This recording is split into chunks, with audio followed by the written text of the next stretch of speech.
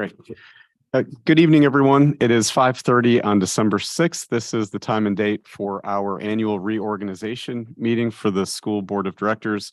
I call this meeting to order. Secretary Mrs. Martin, may I please have a roll call? Bucks, Here. England, Here. Erdman, Here. Fowler, Here. Klein, Marlowe, Murray, Here. Nom, Here.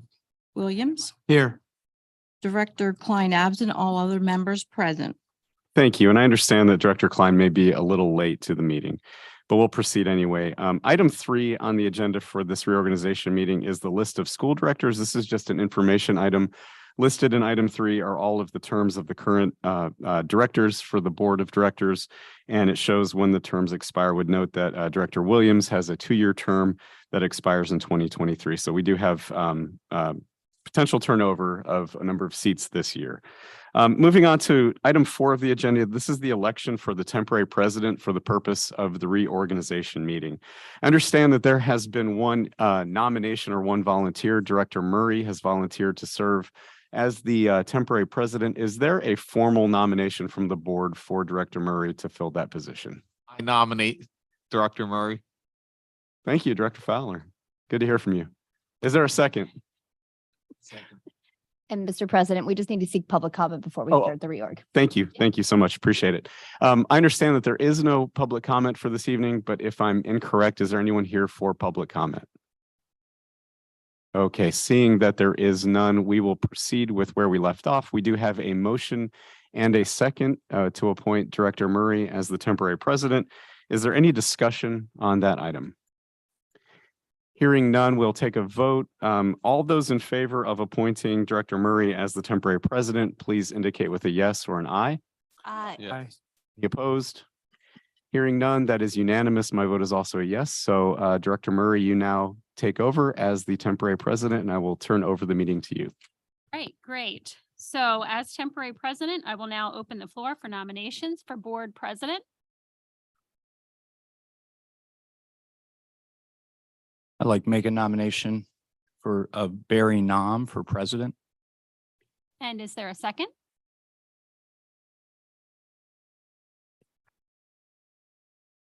Are there any other nominations?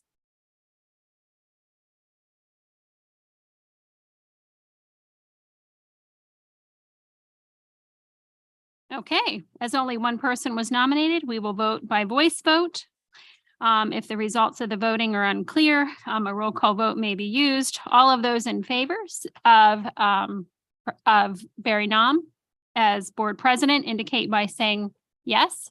Yes. Yes. Any opposed? All right, so Barry Nom is now elected as board president. Thank you. Appreciate it, everyone. I appreciate your vote and confidence. Looking forward to another year as your president. At this point, we will open up the nominations for officer position of vice president. Is there any nominations for vice president? I would like to nominate Mike Marlowe as vice president. Director Marlowe has been nominated. Is there a second? Second. Are there any other nominations for vice president?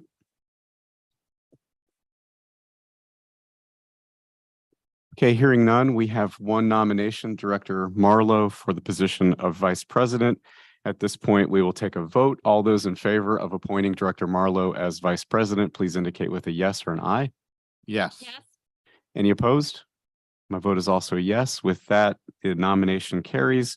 Director Marlowe is appointed as the vice president. Thank you. Okay, with that, we now do have a vacancy of the position for treasurer. Dr. Messinger, I don't know if you want to chime in on this or not, but I'll just state that with that vacancy, we do need to appoint a treasurer until the annual election in May.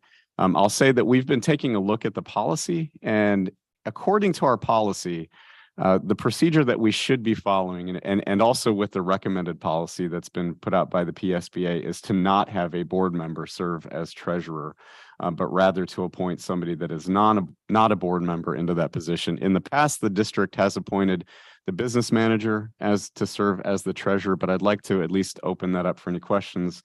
Dr. Messinger, if you have any other perspective on that. No, that is the recommendation. I think it's a common practice. Brooke would maybe be able to testify to that more. So Correct. it's a practice that I've seen used in my other districts. To be truthful, and Director Marlowe would be able to speak to this maybe more so than I can. And Mrs. Sekelic, former Director Sekelic was the treasurer in my at the beginning for me. I don't know that position does anything that the board can't do in terms of looking at bills or anything else as we put them on agendas and things like that. I don't know if it's something. I'm not sure how it transpired here. Maybe Director Murray was here when it happened because it was the business manager at one point, and then it became a board member. I don't know if you were here either, but I'm not opposed to it if the board is okay with it. I would just add that it is giving up an awful lot of power. No, just kidding. I do though. I enjoy reading all the pages of payments that Pat sends me every month. So that will be missed. But I think to Gary's point, there is, my guess is when it was added, there was a thought of accountability when that was added. And I think the mechanisms that are in place today, the reporting that's in place today, there is accountability in place. The board has access to whatever they need. I guess the other insight that I would offer to that as well is that the board of directors has the fiduciary responsibility over the finances of the district anyway. So it doesn't absolve the district or the board of directors of any of that responsibility by appointing the business manager as the treasurer. Is there any other discussion on that before we take nominations?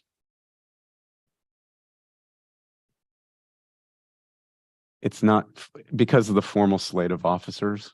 Because we now have a vacancy, I decided to put that in there. If we don't need to do it tonight.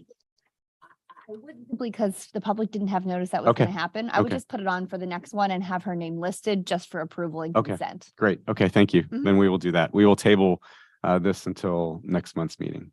Great. Thank you. Appreciate that. At this point, we do have the formal officers of president and vice president appointed. Item 7 for the agenda is just the board meeting schedule for 2023. If you look at item 7, you'll see the identified dates for those board meetings. Dr. Messinger, any input on those? Yeah, I just wanted to, for the most part, we kept a similar format. I think there's a couple of times throughout the year that we look at trying to do one meeting if we can, just due to a variety of things. For instance, July is tough when board members are traveling. It's tough to get you together one time if needed, and certainly not twice. June is another month, even December, like this month, with all the concerts and things that go on at Christmas time. It's a difficult time, and we don't have heavy schedules. So we kept a similar format. We don't have heavy schedules in terms of a board agenda. So in terms of a format, we tried to keep pretty much the same format. There were a few little tweaks. For instance, coming off of holidays can be difficult at times. And I'm going to talk about one of those. For instance, I'm actually recommending to the board that we tweak the January 3rd from a committee meeting to a potential workshop. We have some of the real estate things that are hanging out there that Dave Jones has updated information to share with the board. There's some real estate up for sale in the area. We have the buildings. And January 3rd, we don't anticipate, coming off of Christmas break, having things for the agenda at that time, or very, very, very few things for the agenda. So I would recommend we actually tweak the committee meeting that night and have the workshop. And we did that a couple of times throughout the year that I thought worked well when we didn't have heavy months. So for now, I wasn't going to formally do that except for that one night. I know that January 2nd, Director Nam isn't working because he wants to stay home and watch Penn State in the Rose Bowl. That would be fine. I We would don't like to have do that. school that day, but anyway, I wouldn't anticipate it more than a 10-minute meeting that night if we had one. So it might be more beneficial to do like a workshop type of thing and just go over some of the topics. That would be the only tweak, I think.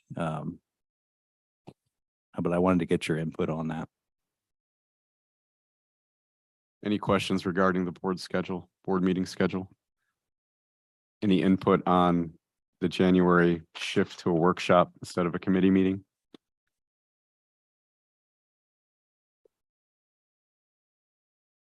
Okay, I'll take silence as consent pending a vote.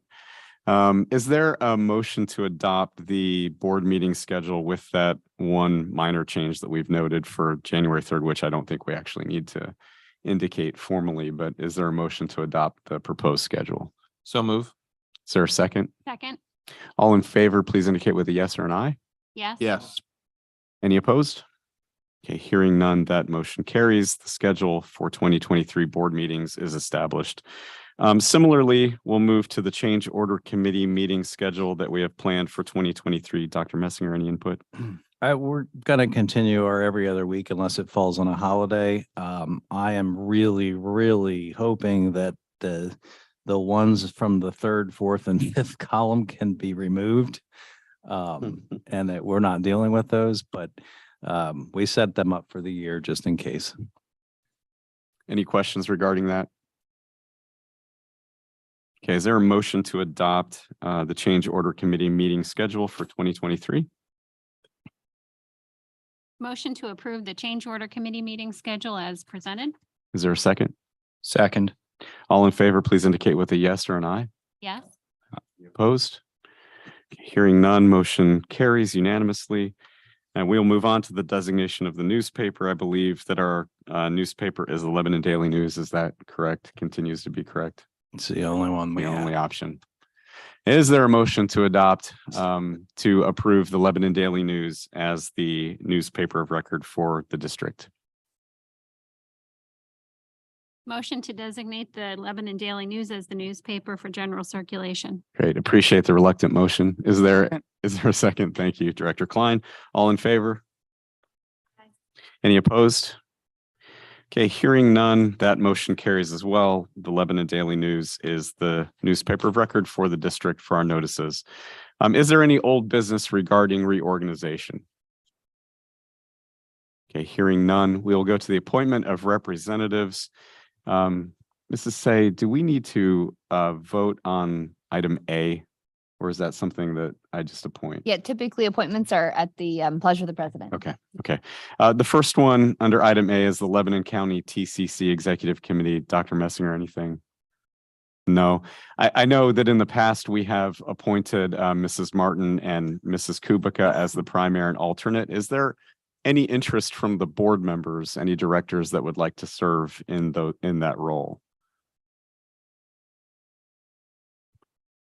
Hearing none, then I'm going to appoint again, Mrs. Martin, congratulations.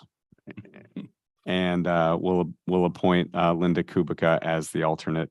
We'll move to the committee chairpersons. At this point, legislative representative is Director England. Director England, do you have an interest in continuing in that role for 2023? Okay, then you are so appointed. PSBA liaison currently Director Bucks. Do you have an interest in continuing in that role? Okay, then so appointed. I should ask if anyone else has an interest before I use the bully pulpit and do that. Is there any other interest in those two positions? Just want to make sure.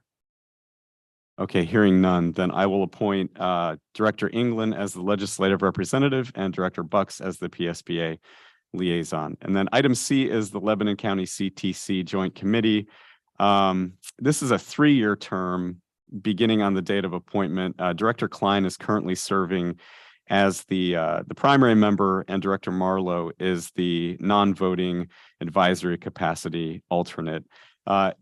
Open up to either of you. Do you have an interest in continuing in those roles? I am interested in continuing. Okay. Is there any other interest in serving as the primary role for the CTC? Okay, hearing none. What about the alternate, Director Marlowe? Yes, I would like to continue. Okay, is there any interest from anyone else in that role? Okay, hearing none, we will appoint then Director Klein as the primary and Director Marlowe again as the alternate. Okay, we'll move on to information items. This is item 12. Dr. Messinger. Just a reminder about some of the other authorities. Leanne is the Lebanon County Area Vocational Technical School Authority appointed member. Any school board members interested in that are certainly welcome to volunteer to do that, but right now it's her. I am the Lancaster Lebanon Joint Authority member. I will say that our meetings are actually on the phone, which is very odd when they do the Pledge of Allegiance and you're on the phone at home. But nonetheless, they're not terrible. So I don't mind continuing to do that. And the IU 13 board school director is Director Murray for IU 13. So that's it. Great, thank you. Anything else for this meeting from any director? Okay, hearing none, we will take a brief recess between this meeting and our regularly scheduled meeting. I know that we have some administrative things to do, including some photographs that we need to take. And then we will reconvene for the regular meeting immediately upon completion of those things. With that said, this reorganization meeting is adjourned. Thank you so much for your time and for your votes. I really do appreciate it.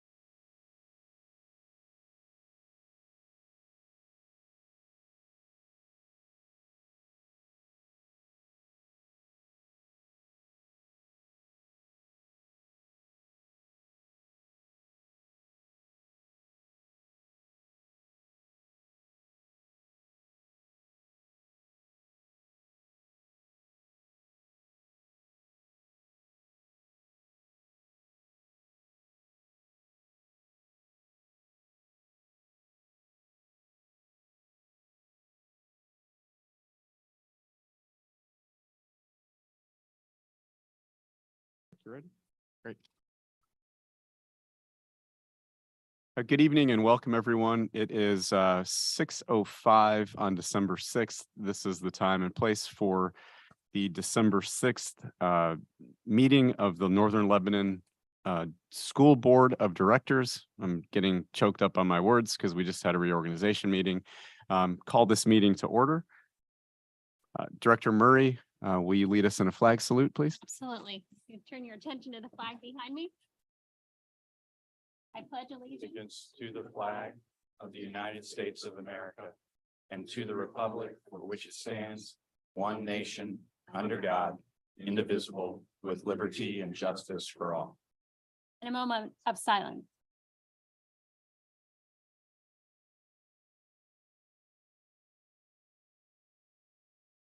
Thank you. Thank you, Director Murray. Mrs. Martin, I please have a roll call. All members are present. Great, thank you. We'll move to item 2 of our agenda tonight. That's the adoption of tonight's agenda. Everyone has had an opportunity to review the agenda. It was published prior to the meeting. Is there a motion to adopt tonight's agenda? Motion to adopt. Is there a second? Second? Director England is the second. Is there any discussion? Hearing none, all those in favor of adopting the agenda tonight, please indicate with a yes or an aye. Yes. Any opposed? Hearing none, that's unanimous. The motion carries. The agenda is adopted. We will move on to item 3 tonight, and this is our presentations. We do have a number of presentations. First of all, I'd just like to announce that the high school students of the month for December are Kenneth Battistelli and Lauren Murray.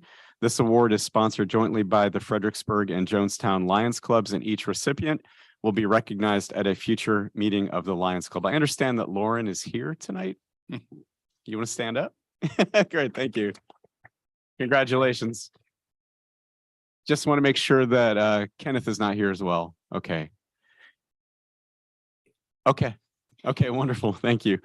The middle school student of the month for December is Anna Shoemaker. This award is sponsored by the Northern Lebanon County Rotary Club, and Anna will be recognized at a future meeting of the Rotary Club. And I understand that Anna is also here tonight. Are you here, Anna? Can you stand up so we can see you? Congratulations. Anna or Lauren, do you want to sing any songs or tell any embarrassing stories about your parents? No? Okay, just checking. Great, thank you, and congratulations to both of you. Tonight's student board representative presentation, Alex Selby. Are you here, Alex? Great, thank you. Hello. Right now the student council is just preparing for class wars, stuff like that. We're gonna do hall decorating. We're gonna have a tree decorating contest, penny wars like we usually do, and a spirit week like we usually do. And we're planning to have a pep rally on the 23rd. Have a bunch of stuff there. Great, thank you. Appreciate it. Okay, we'll move on to the next presentation. This is an Operation Santa presentation. Ethan Hughes. Mr. Luke. Mr. Hughes, great.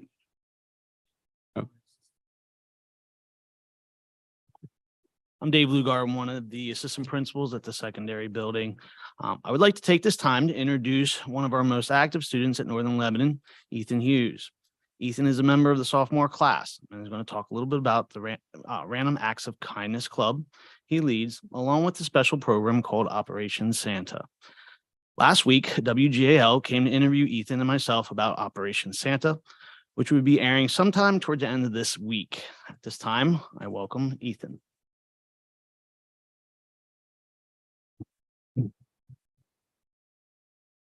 Good evening.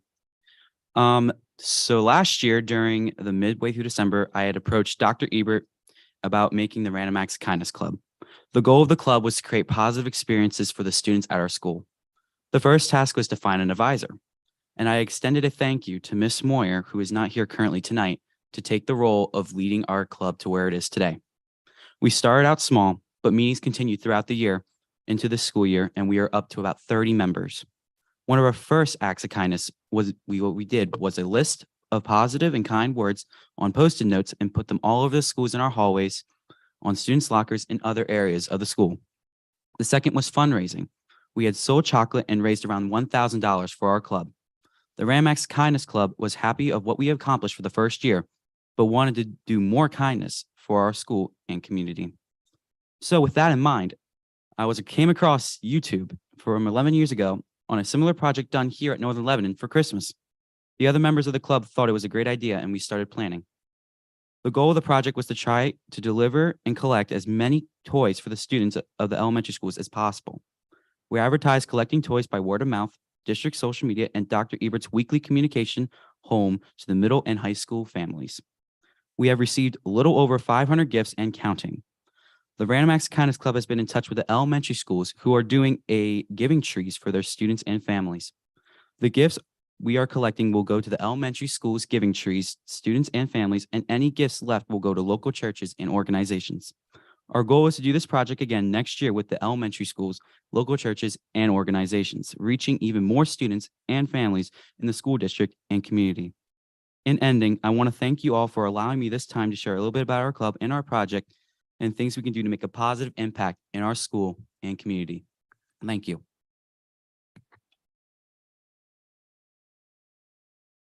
Thank you, Ethan. Appreciate that.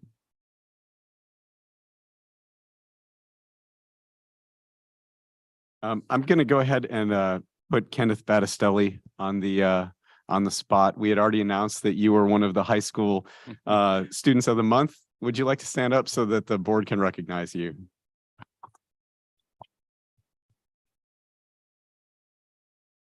Thank you. Appreciate it.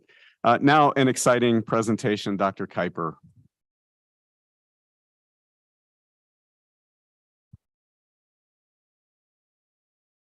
Good evening. Dr. Kuiper, Athletic Director, Assistant Principal here at Northern Lebanon. And this evening is a very exciting recognition of the tremendous season that our girls volleyball season put together. Ladies, could you go ahead and stand up while I read through season and individual highlights? Okay, let's start with the team highlights. LL League Section 3 champions. Undefeated regular season in the LL League, 18-3 overall record, although I know Coach Mangle would like to forget about the loss in leagues to Hempfield, but 18-3 overall. First District 3 finals appearance, District 3 runner-up, first state tournament appearance, and the 2022 Lebanon Cedar tournament champions. So those are the team highlights. A few individual highlights. Sam White, LL League first team All-Star, District 3, 3A first team All-Star, State 3A All-Star, and over 1,000 career kills. And also to add to an individual achievement, Sam is continuing her post-secondary education at Millersville University while also playing volleyball. Haley Pierce, LL League first team All-Star, District 3,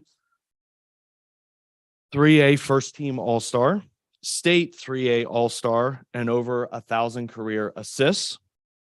Savannah Hollinger, LL League second team All-Star. Alexis Shirk, LL League second team All-Star. And Hope Wentling, LL League academic All-Star. I think at the very least that deserves a round of applause.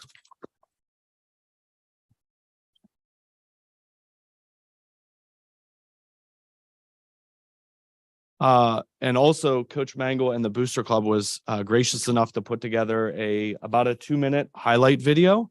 And while that video is coming on, if you want to go ahead, we have a handout of kind of highlights from the year. Yeah, ladies, you can Maybe we could turn that a little bit. I don't know if everybody at the back could see it or. Hello. Thank you. While we're doing that. Board, I didn't tell you this, but we have volleyball nets set up in the gym and we thought it'd be good if you played the girls after the meeting. I don't know, girls, you think you could handle the school board? Okay. I'm going to decline.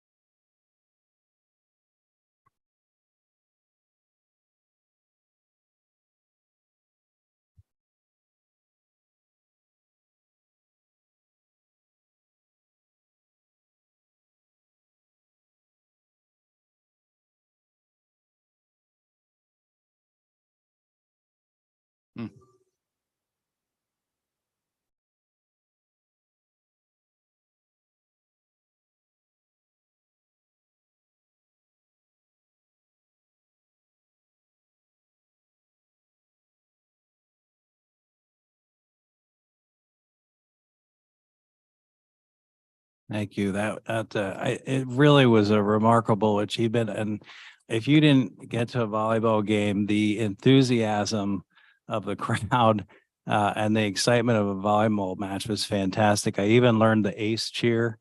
I didn't do it very well, but I did learn it. It was a remarkable accomplishment. Girls were real proud of you. I know some of you are going on. Sam, you're playing at Millersville. Are any of the other girls playing? I know some of you are going to college, but maybe not playing. But you're the one that's going to play. That's great. But we're proud of the entire team, and we were talking banners today and things like that. So, school board, or would you like to? No, Director Marlowe wanted to say a few words. Yeah, yeah, I do. So I'm going to read something. Hopefully it's not too long-winded, but one word comes to mind when I think of Northern Lebanon volleyball, and it's community. You guys were a community. Definition of community. So tell me if this isn't what you guys were. Group of people having particular characteristics in common, practicing common ownership, unified by common interests and goals. You guys worked hard. Second definition, a feeling of fellowship with others as a result of sharing common attitudes, interests, and goals, joint ownership and responsibility. I loved watching volleyball, and I loved watching when people on the team took ownership, whether they did something right, did something wrong, just loved it. Doesn't mean that you guys always loved each other as community, because that's not always how community works. I'm sure there was some but you guys were community for sure. This one's a little more sciencey from a definition, but I thought for teenagers, this might be a little more appropriate. A group of interdependent organisms of different species growing or living together for the purpose of a collective goal. You guys certainly were growing together. As I watched you guys, it was just amazing to see how you guys continued to achieve. So I first watched an NL volleyball game probably 3 or 4 years ago, because my one daughter's friend, Alexis Shirk, and I don't know if she's here, was playing on the JV team. And I would say I somewhat reluctantly went to the game. I thought this could not be exciting.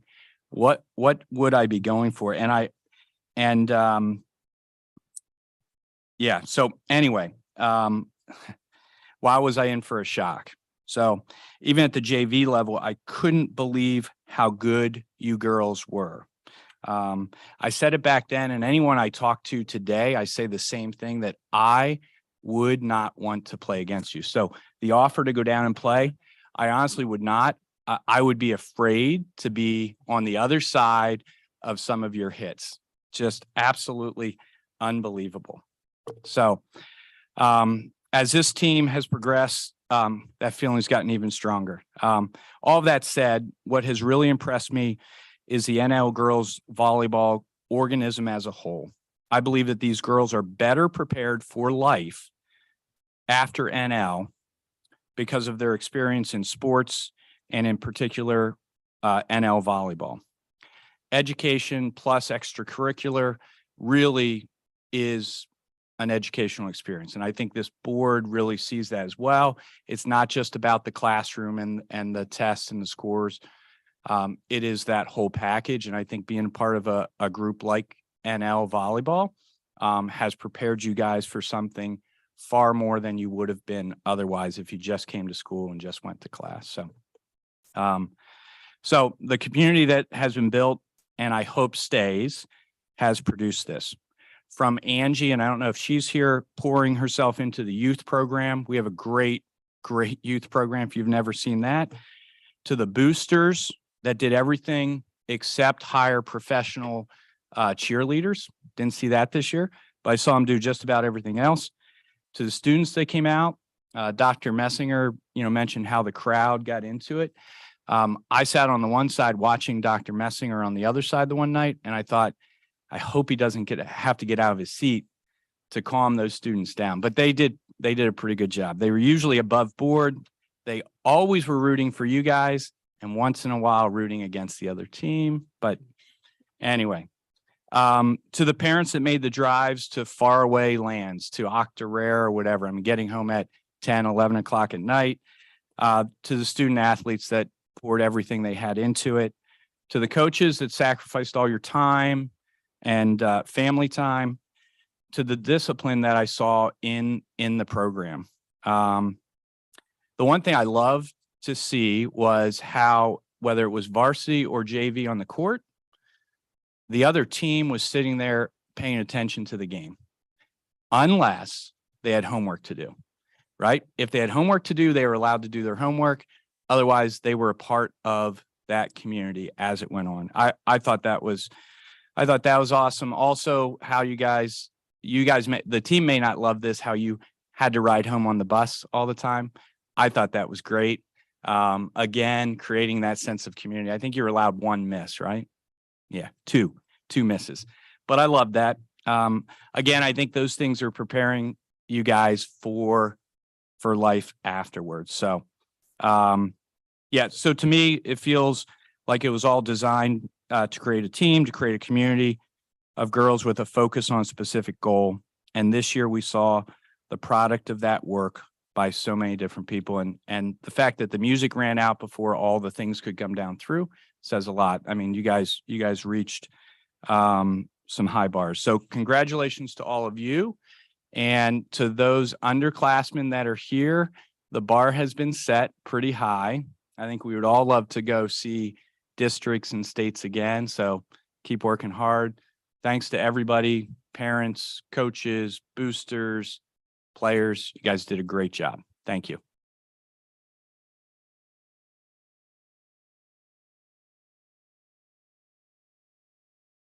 Directors, anyone else? Any other comments? I think Director Marlowe said it well. On behalf of the board and the district, I too just want to say how proud we are of you. You played like Vikings. You made us all very proud. I watched a few games when I could. I watched the postseason online with streaming. Parents, I don't know how you do it. I think it took a few years off my life just watching your girls play. It was very exciting, and just congratulations all. Girls, could you stand up again just so we could give you a final round of applause? Thank you. Yeah. Coach, did you have something to say as well? Yeah. I'm a man of few words. My team will attest to that. They understand how much I hate being up here and publicly speaking. I have here a PIAA volleyball.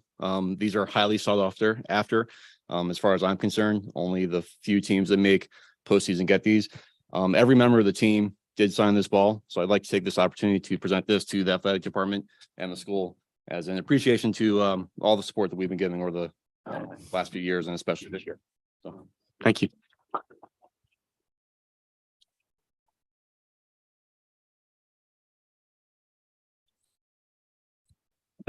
Dr. Kipe, before you continue, I just want to give, we have a lot of folks here tonight, and I want to again just reiterate, from Students of the Month, Kenny and Lauren and Anna, to Ethan, what you're doing, and Alex, even for you, from a student council standpoint, to volunteer your time to do the important things that student council does. to athletics, which, we are so proud of the hard work that the athletic teams put in. And for you guys to be here. These are the types of things that Northern Lebanon, we want to be focused on, is that the great things that our kids are doing. So for all of you to come out tonight, we're very appreciative. However, I am going to allow you, if you so like, I recommend a 3-minute break. And you are welcome to stay and listen to all the very, very exciting things that are left on the agenda tonight. But if you'd like to get up and go, you may do that as well. Thank you very much for coming. So we'll give you 3 minutes if that's okay. Board members, if you wanted to quick say hi to anybody before they leave, that's fine too. And Dr. Kuiper, we'll get the rest of your presentation, but yes, please feel free to go home or feel free to stay. Thank you.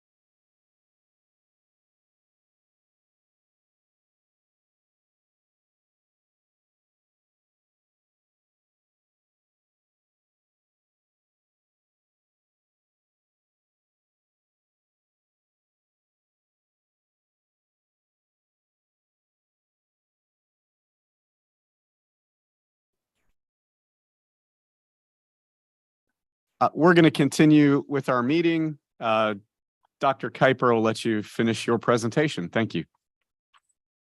Yes, sir. Thank you. So I put together a slide here to try to highlight, the top side is the participation by sport here in the fall. Okay, so I have them broken down by sports across 176 total participants. Our enrollment right now at the high school level is 703. Okay, so we had a 25% total participation rate of student athletes in the fall. To be fair, given the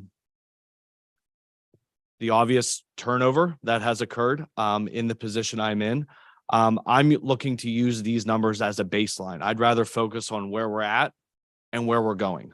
I don't want to say I'm not concerned about where we've been, but I think it's important for me to have a grasp over everything of where we're currently at and how can we continue to build, how can we continue to grow, how can we continue to support our student athletes during every season. And then at the bottom, and this is something that I had talked to Dr. Messinger about implementing, was team GPAs, an evaluation of those over the course of every season, and being able to highlight and recognize the team that does come out with the highest GPA over the course of each season.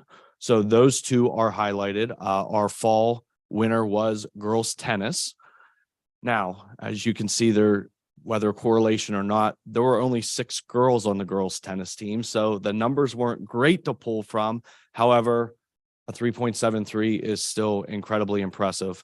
And the GPA across with the average of the 8 sports in the fall season, the average was a 3.44, which I think is admirable, but certainly gives us a bar that we can set a little bit higher for not only our winter athletes, but also our spring and then heading into next season. And I love that we're doing this. I love that every team had a GPA over 3. And I would even recommend that potentially we find some way to, at the athletic awards banquet, do some sort of, highest GPA for if each season maybe, and recognize those teams, whether it's a plaque or something that we add to something to, obviously we're proud of athletics, but they're student athletes. So I love that piece of it. Thank you for putting that together. Yeah. You definitely took the words out of my mouth. They're students before they're athletes. So they're not athletes before we can ensure that they're getting the quality education that they need to get. And to me, this highlights a lot of the great things that not only our athletes are doing, but quite honestly, first and foremost, what they're doing as students. So I think this is great. And Dr. Messinger, to your point, we absolutely will be highlighting at the awards banquet at the end of the year and recognizing the achievements of our student athletes. Are there any questions from the boards? Yeah, Dr. Kuiper, I appreciate this. I've never seen these figures before. 25% participation. Do you have a sense for what the league or state average is? Where do we compare with the rest of the other schools in the state? Overall percentage, but what I can tell you, and through my conversations with Dr. Messinger and Dr. Ebert over the course of the fall, at our monthly Lancaster Lebanon League meetings for ADs, we didn't have to cancel a individual junior high sport or JV sport this year. And unfortunately, there were several schools within the Lancaster Lebanon League who could not field a junior high varsity and a junior high JV team. We were able to field teams across the board, which gave me hope that we are continuing to get student athletes participating in sports that they enjoy and hopefully continue to do so. But to your point, I believe that's something that gives kind of another barometer and another evaluative piece for us to take a look at to see how we're doing and how we can do it better ultimately. And do you have a sense for how this compares with last year or any prior years in terms of participation rate? So loose numbers last year, I would say across the board, and to be fair, I did have those numbers. I would say they're within 10 participants either way. I do know specifically football was up I think +4. From last year, they would have been 36. So actually they're down 4 this year. But boys soccer, girls soccer was comparable. The biggest hit was cross country. I believe there were 44 participants last year, but we did graduate quite a few seniors. And there weren't as many underclassmen who came up through. But everywhere else, field hockey was actually exactly the same. And I think golf was actually down 1 as well. So I would say give or take within 10. So again, this gives us a foundation, at least, during kind of my realm here, and want to continue to evaluate what we're doing and how we can do it better. And I recommended it. We were talking about last year's numbers, but we don't have as good of a track record. We intentionally knew we were going to track it this year. I think those numbers were pulled at the end of the season as well. They were. Okay. And we don't know exactly when the other ones were taken. And so we were missing some information there to be able to bet on it. I'll also be curious at the end of the year, obviously winter, when you talk about percentage of, it's going to be down because there's bowling and there's basketball and there's wrestling, so there's just not as many choices. Having said that, at the end of the year, I'll be curious when you take all the names and put them together, what the total percentage will be. Because there'll be kids that play only winter or only spring too. So something we'll keep an eye on. Absolutely.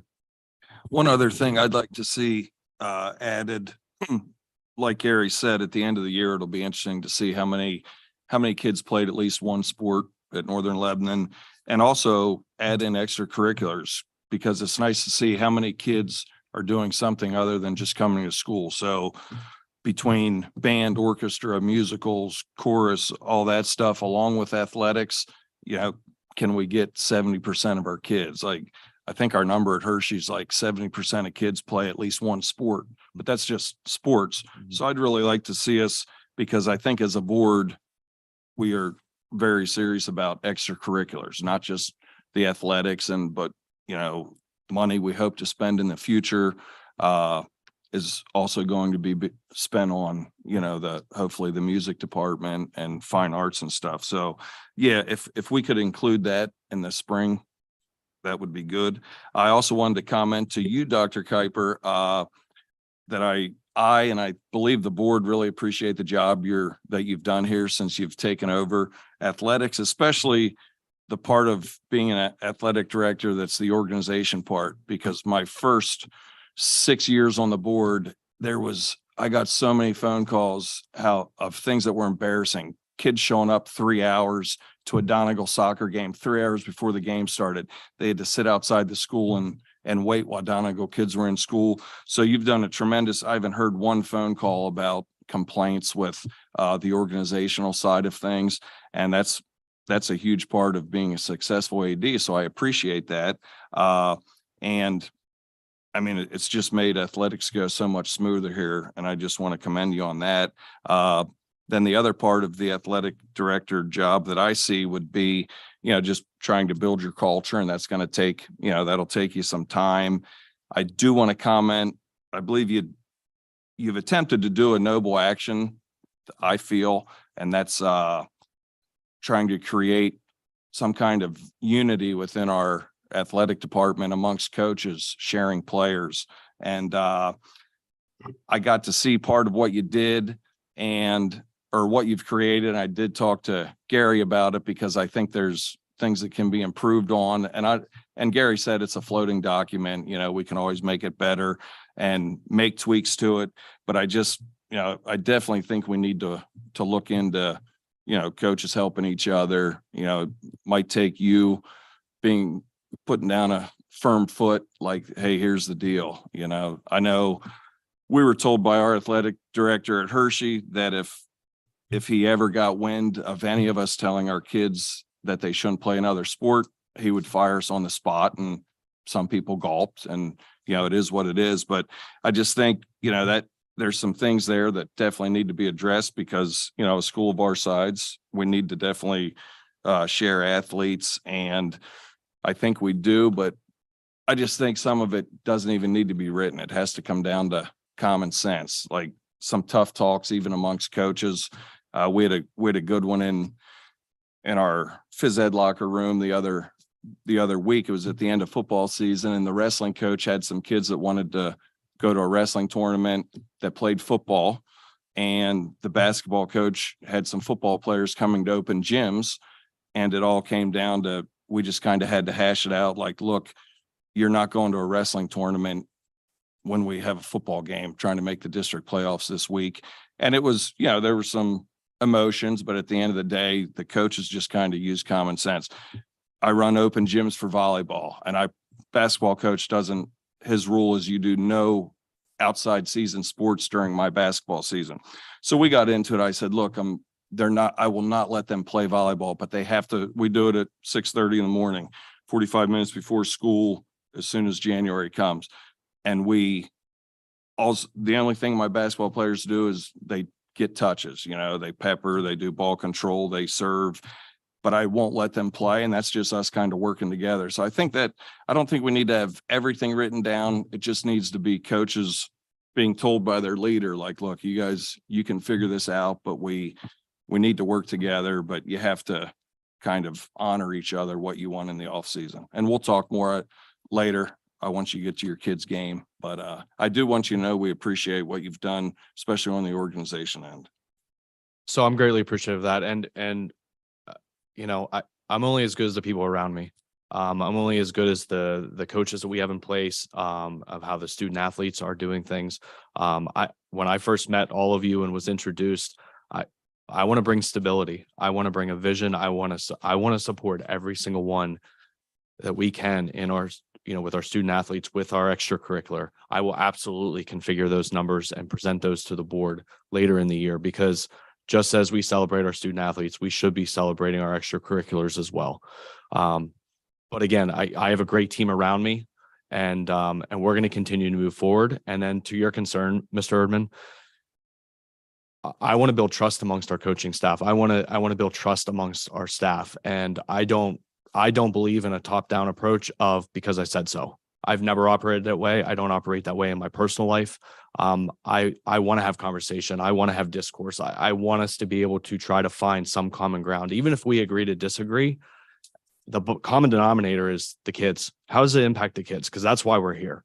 So I continue to keep that in mind in any conversations I have and in the decisions that I'm looking to make, not only for our school, but also our athletic department.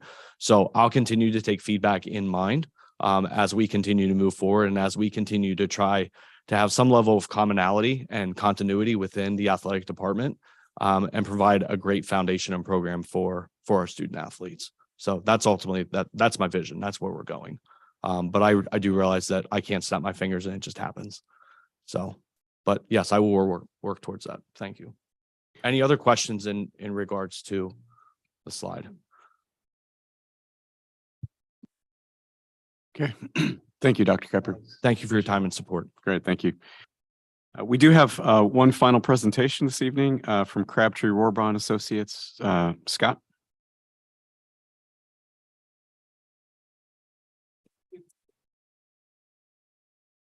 Good to see everybody again.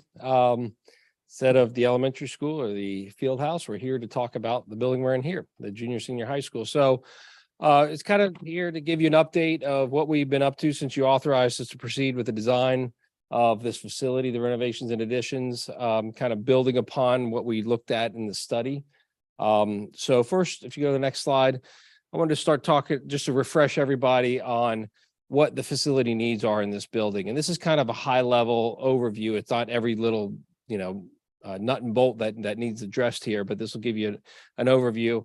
Start with the educational program. Some of the things that we work with the administration to identify: the science labs, both undersized and just outdated, needing to be updated.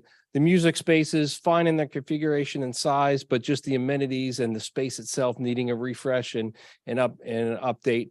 Incorporation of collaboration spaces. If you remember, in the elementary school, we're incorporating these collaborative environments where you can do 21st century learning environments and get the kids together and do some independent things. And we want to make sure we're affording those same opportunities at the secondary level, that same philosophy doesn't stop at the elementary. Incorporation of a large group instruction space where you can bring a couple classrooms together, something you don't have now. Just addressing classroom size where we can. You have some very undersized classrooms, so you'll see as we look at some of the floor plan concepts of what we're doing, how we're addressing some of those, and then looking at departmental adjacencies. Any building of this age has been added to over the years, things get out of whack with organization. So looking to bring back the organization of those departments together. Next slide. Some of the operational and functional needs of the building. A secure entrance, obviously, that's a security concern at the front of the building, not having the administration across the hall and not really having a secure vestibule like we'll have at the elementary school. The gymnasiums, both size and location, their main gym not having enough capacity to seat what you want to seat there, but also having the middle school at one end and the high school at the other end gets to be difficult after hours from a scheduling standpoint. Auditorium, I can go across the board with all the issues at the auditorium with the acoustics and technology and stage rigging and equipment. So looking to address some of those. And then the cafeteria situation, for those not familiar, the current 6th through 8th grade cafeteria is well undersized, is separate. Operationally, it presents a challenge. You have a satellite kitchen. So looking to how can we improve upon that, get everything in one spot and make it more operationally efficient. And then finally, the infrastructure. And that's some of this is kind of the impetus of this project. You have an HVAC system that's basically at the end of this useful life. It needs replaced. So that's going to be the primary focus of this project. Obviously, we're looking to satisfy as many other needs as we can as we go along. And then some things that are really kind of out of date, disrepair. Operationally, things are different. Your locker room, you still have gang showers. No one uses gang showers anymore. Getting some of that equipment in those locker rooms replaced. Exterior windows, obviously, when we do an HVAC replacement, we want to look at upgrading the envelope. So you have single pane windows in some locations, so replacing those. And then just finishes throughout in some spaces. Obviously, when you do an HVAC project, all the ceilings will come down and they'll be replaced. But in select areas, some of the older finishes looking to be replaced. So those are any questions on the needs? One thing I do want to say is, you're probably going to get into it a little bit, is that we've picked our teachers' brains a little bit, but I think we've picked our teachers' brains from programmatically the way it is currently now. So you had made a comment about like music rooms, for instance. One of the things we need to come back to with some of our departments in particular, and talk to them a little bit about, okay, it works for your needs when you have maybe 15 band members, but what if our goal is to grow that? So what if we have 60 band members? Does it meet our needs? Because we don't want to renovate and wind up in a situation where, we're not meeting future needs. So we are going to hit a couple of groups independently here as we go through and just talk a little bit about that too, because what we have now versus maybe what ideally we're hoping to get to may be two different things. I don't know that in the grand scheme of things, it's going to make a whole lot of difference in the renovation. Frankly, we're gonna be at a point where there's going to be a lot of things that we want to do, and we're not going to probably be able to do every single one of them this time around, which is fine. But we also want to think about the planning, because logistically it makes more sense to do certain things with other things. And, this is all part of a process. We're at the beginning stage of this. You remember the elementary school project, at the beginning, talking very high level. We'll begin to talk high level. And then, as Dr. Metzger suggested, we'll get in, we'll meet with the music department and the teachers and talk about the needs and define that a little bit more. Right now, we just have identified, hey, we know that space needs some help, and we'll define those goals later. So I'm going to turn it over to Sean. He's going to walk through. So the way we put this together is kind of look at the scope of work and classify it in different levels of different levels of renovation, meaning how much work happens to each area of the building.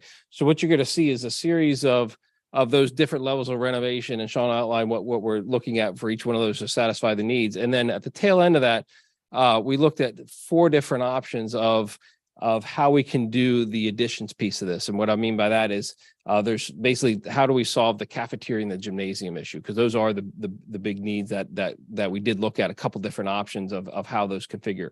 But all those options pretty much have the same scope of work as far as underneath it with the educational program and things like that. So I'll turn it over to Sean.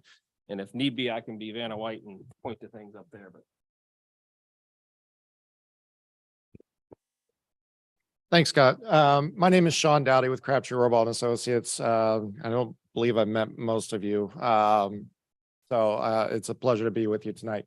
As Scott mentioned, we're going to be addressing what we're doing or proposing to do with the building, kind of in a layered effect, starting with what's happening regardless of the options that we'll be presenting later.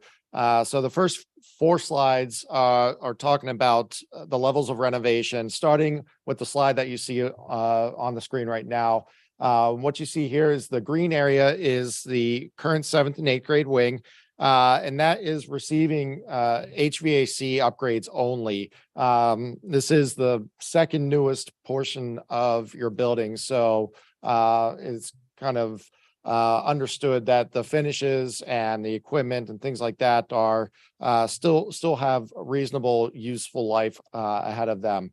The gray area in the southwest corner is, or the planned southwest corner, is the Tech Ed edition that went in 2013, and that's been determined to not require any work of any sort at this time. Next slide, please.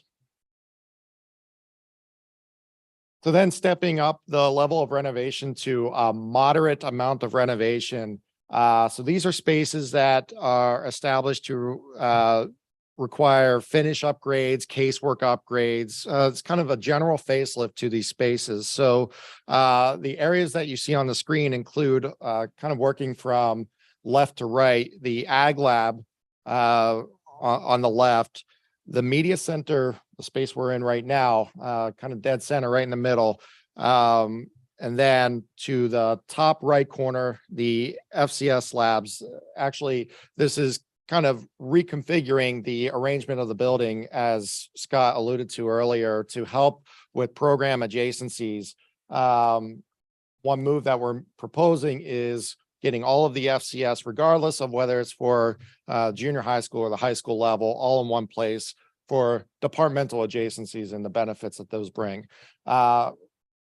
Another move that we're making is kind of bringing the art labs that are in that area down to the middle of the building, just south of the media center.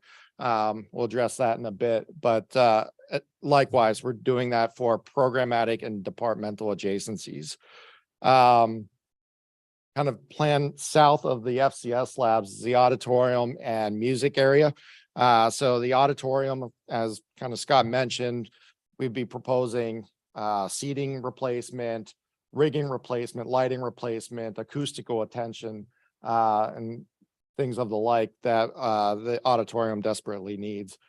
Similarly for the music classrooms, addressing them from finishes, music and instrument storage, acoustical attention, things of the like for the music suite, which I think across the board needs some significant attention.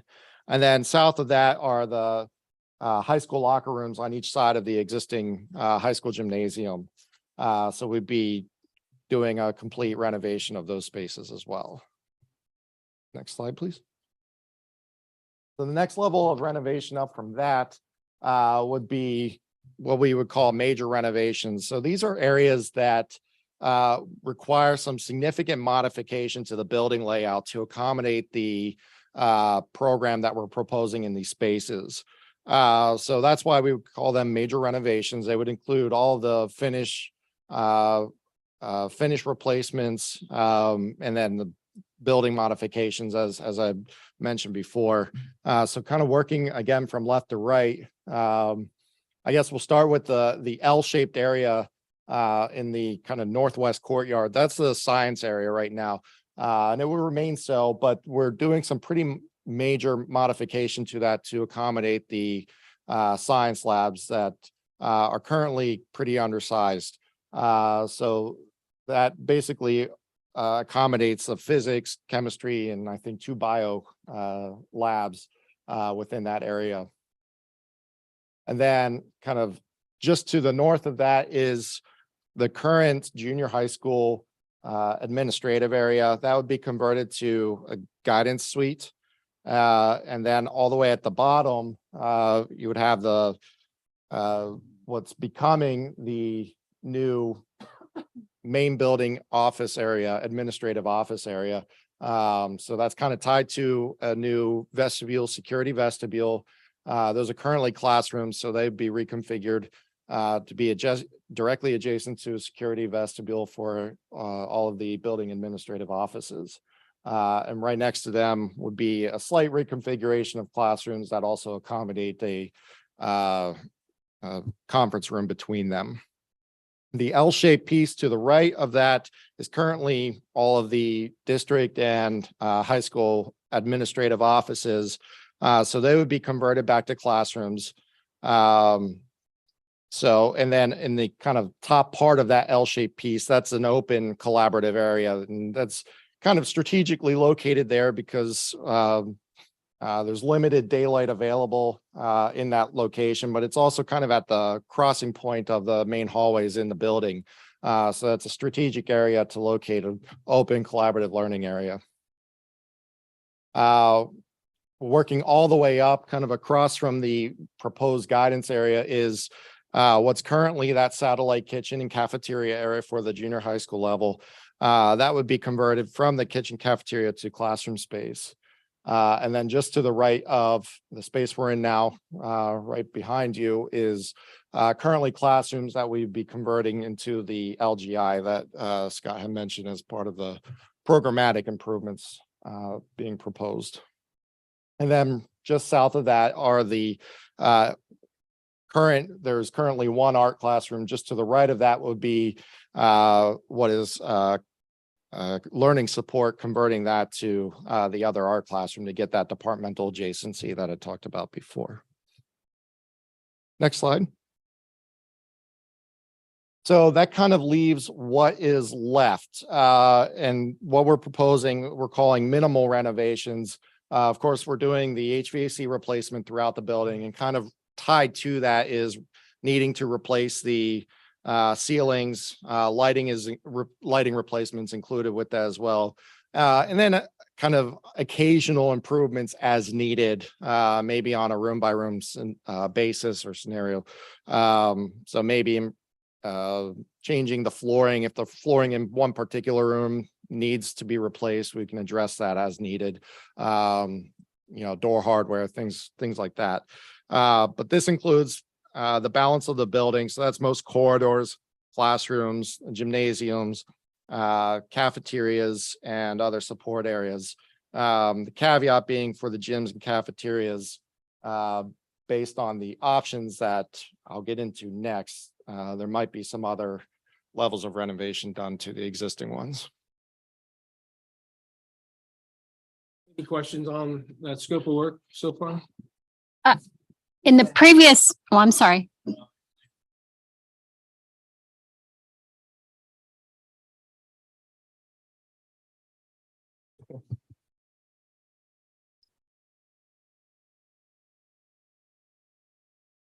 Some of it, yeah. Well, I was just, the previous slide, you talked about turning the middle school cafeteria into classrooms, but maybe this is what you're alluding to, but where is that?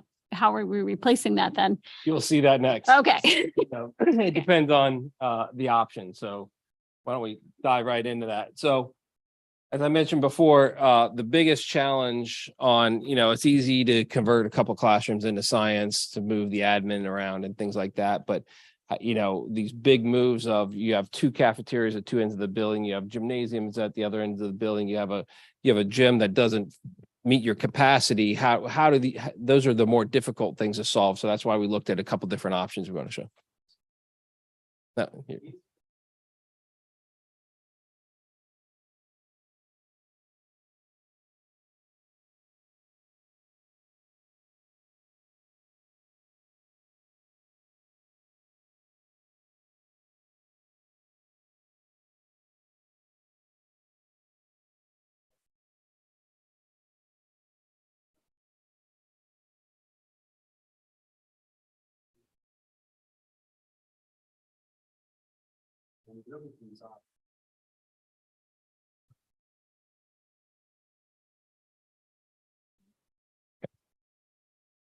So a couple of the additions are common throughout the options, and that is to move the administration across the hall and get that secure entrance and secure vestibule.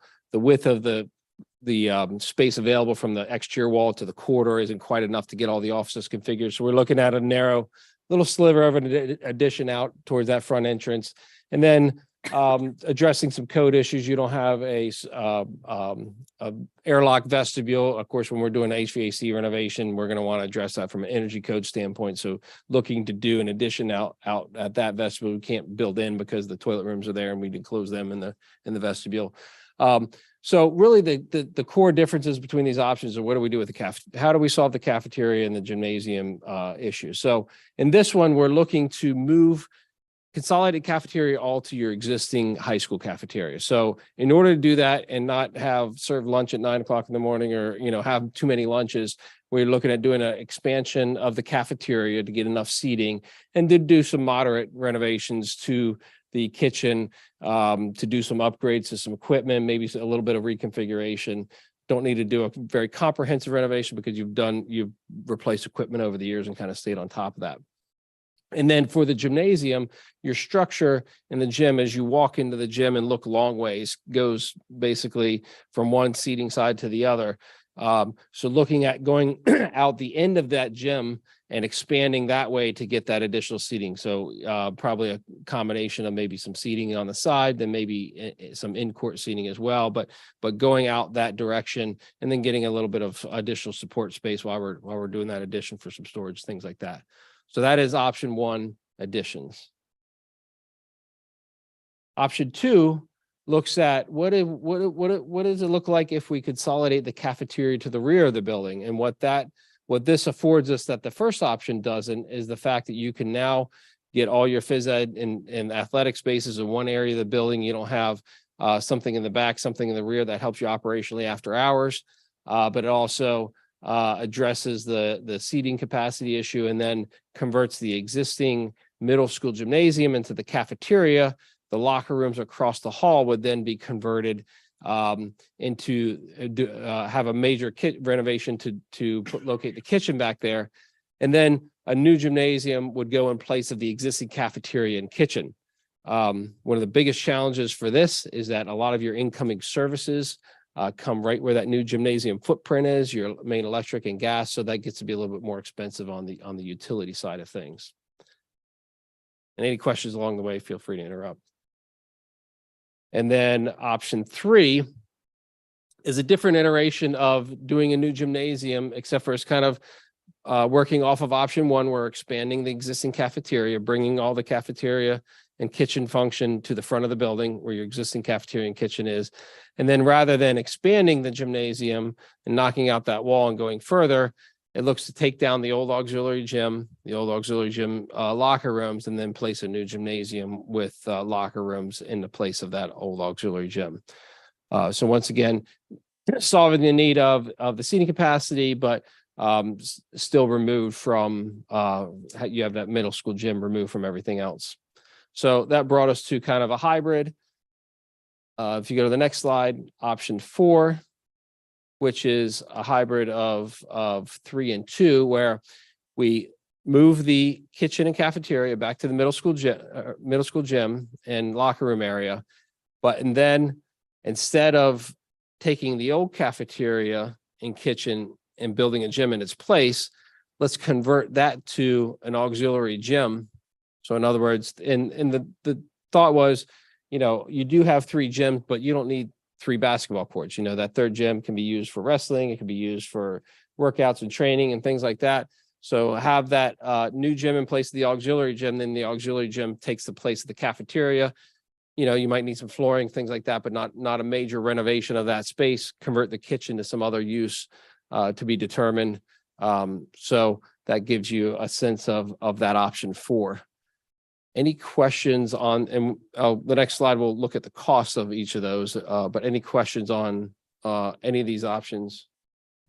I have a question about the combined cafeteria. Yes. So I'm not real comfortable with 7th graders and 12th graders all having lunch at the same time, will there be some sort of division separating that large group? Absolutely. So it'd be Operationally, we're planning 3 services, 7th and 8th together, 9th and 10th together, 11th, 12th together. So it's going to be a really large area with like dividers. There could be a divider, but 12th graders won't be eating lunch at the same time as middle school kids. So you have, Okay. yeah, you have 3 Kids in lunch middle periods. The first, whatever order, but one lunch period would just be 7th and 8th grade students. The next lunch period would be 9th and 10th, and then the third lunch period would be 11th, 12th. And we would be confident that they could all cycle through the lines and get their food in time to actually Yeah, eat. and that's part of what I talked about with those kitchen upgrades. And one of the things that we would look at, you have somewhat of a scatter system, but more conventional. So that's where you probably need to do some of those upgrades. Once we brought a food service consultant on board, they can give us advice on, all right, here's how many people you're going through. Here's what you need as far as, lineal footage of line or number of stations or whatever. So yeah, that would all be part of Okay, that thank you. study. Yeah. I think too, it's important to understand that the way our kitchen operates now is we cook everything down at the high school kitchen. And then we put it in carts and we wheel it all the way up to the middle school. There's no way to cook up there. It sits in the warming trays, but it's not a good system. And if you've been in the middle school cafeteria ever, that's not good. Smaller than It's very small. Yeah. So no matter how we were looking at it, whether it's in the current gym space, which is a little bigger, or it's in the current cafeteria space that would need to be expanded, either way, we were trying to get operationally to one kitchen area and one seating area with the idea of it would be very easy to separate by grade level and keep them, from being together. And I think that helps from a scheduling standpoint as well, as far as working out your versus having to, if you have to use that existing space, having to spread your 7th and 8th graders across 3 periods, versus having one lunch period help that side of things. Any other questions or comments? So, question that I have currently in the northeast part of the building profile is that what we call the auditorium entrance. Under all of these options, that auditorium entrance will remain a separate entrance to the building. Is that the idea? Yeah, you're talking where we have that little blue square Right, there. right. Yes. Yep. And I don't want to get us too far afield, but when I look at that area, and every time I've looked at these diagrams, I see that space and there's that parking lot space. It's basically unused and it's just wasted space. In the design process, did you look at that to see if there was any more efficient way that we could perhaps maybe do one of those renovations there? And then I guess an auxiliary question that I have with that is, under this option 4, even under the other options, what is the main public entrance for the auditorium, for the athletic events where we would have the public primarily enter the school? Sure. So, yeah, we did look at other way, the issue of adding on one of the things that helps us budget wise and just future facility operation wise in any of these gymnasium options is that you're taking off square footage of your building that you don't have to maintain or do the HVAC system for or operate. So locating that somewhere else can be done, but now the cost is just going to go up because you got to renovate that auxiliary gym instead of taking it down. And certainly we can come up with a great concept where that's all combined into one entrance there. But I think it's just, as you'll see when we get to, not to forecast the next slide, but as you'll see, as Dr. Bessinger mentioned at the beginning, you have a lot of needs in a certain budget limit. And I think that'll take you even further beyond that. But however, in the option 4, yes, that would receive, you'll see like a little blue bar on the left-hand side of that gym, but that would receive a new entry. You would still tie into your same, corridor, but it would receive more of a kind of appropriate entry position and lobby area for that gym. How would this option 4 affect the parking?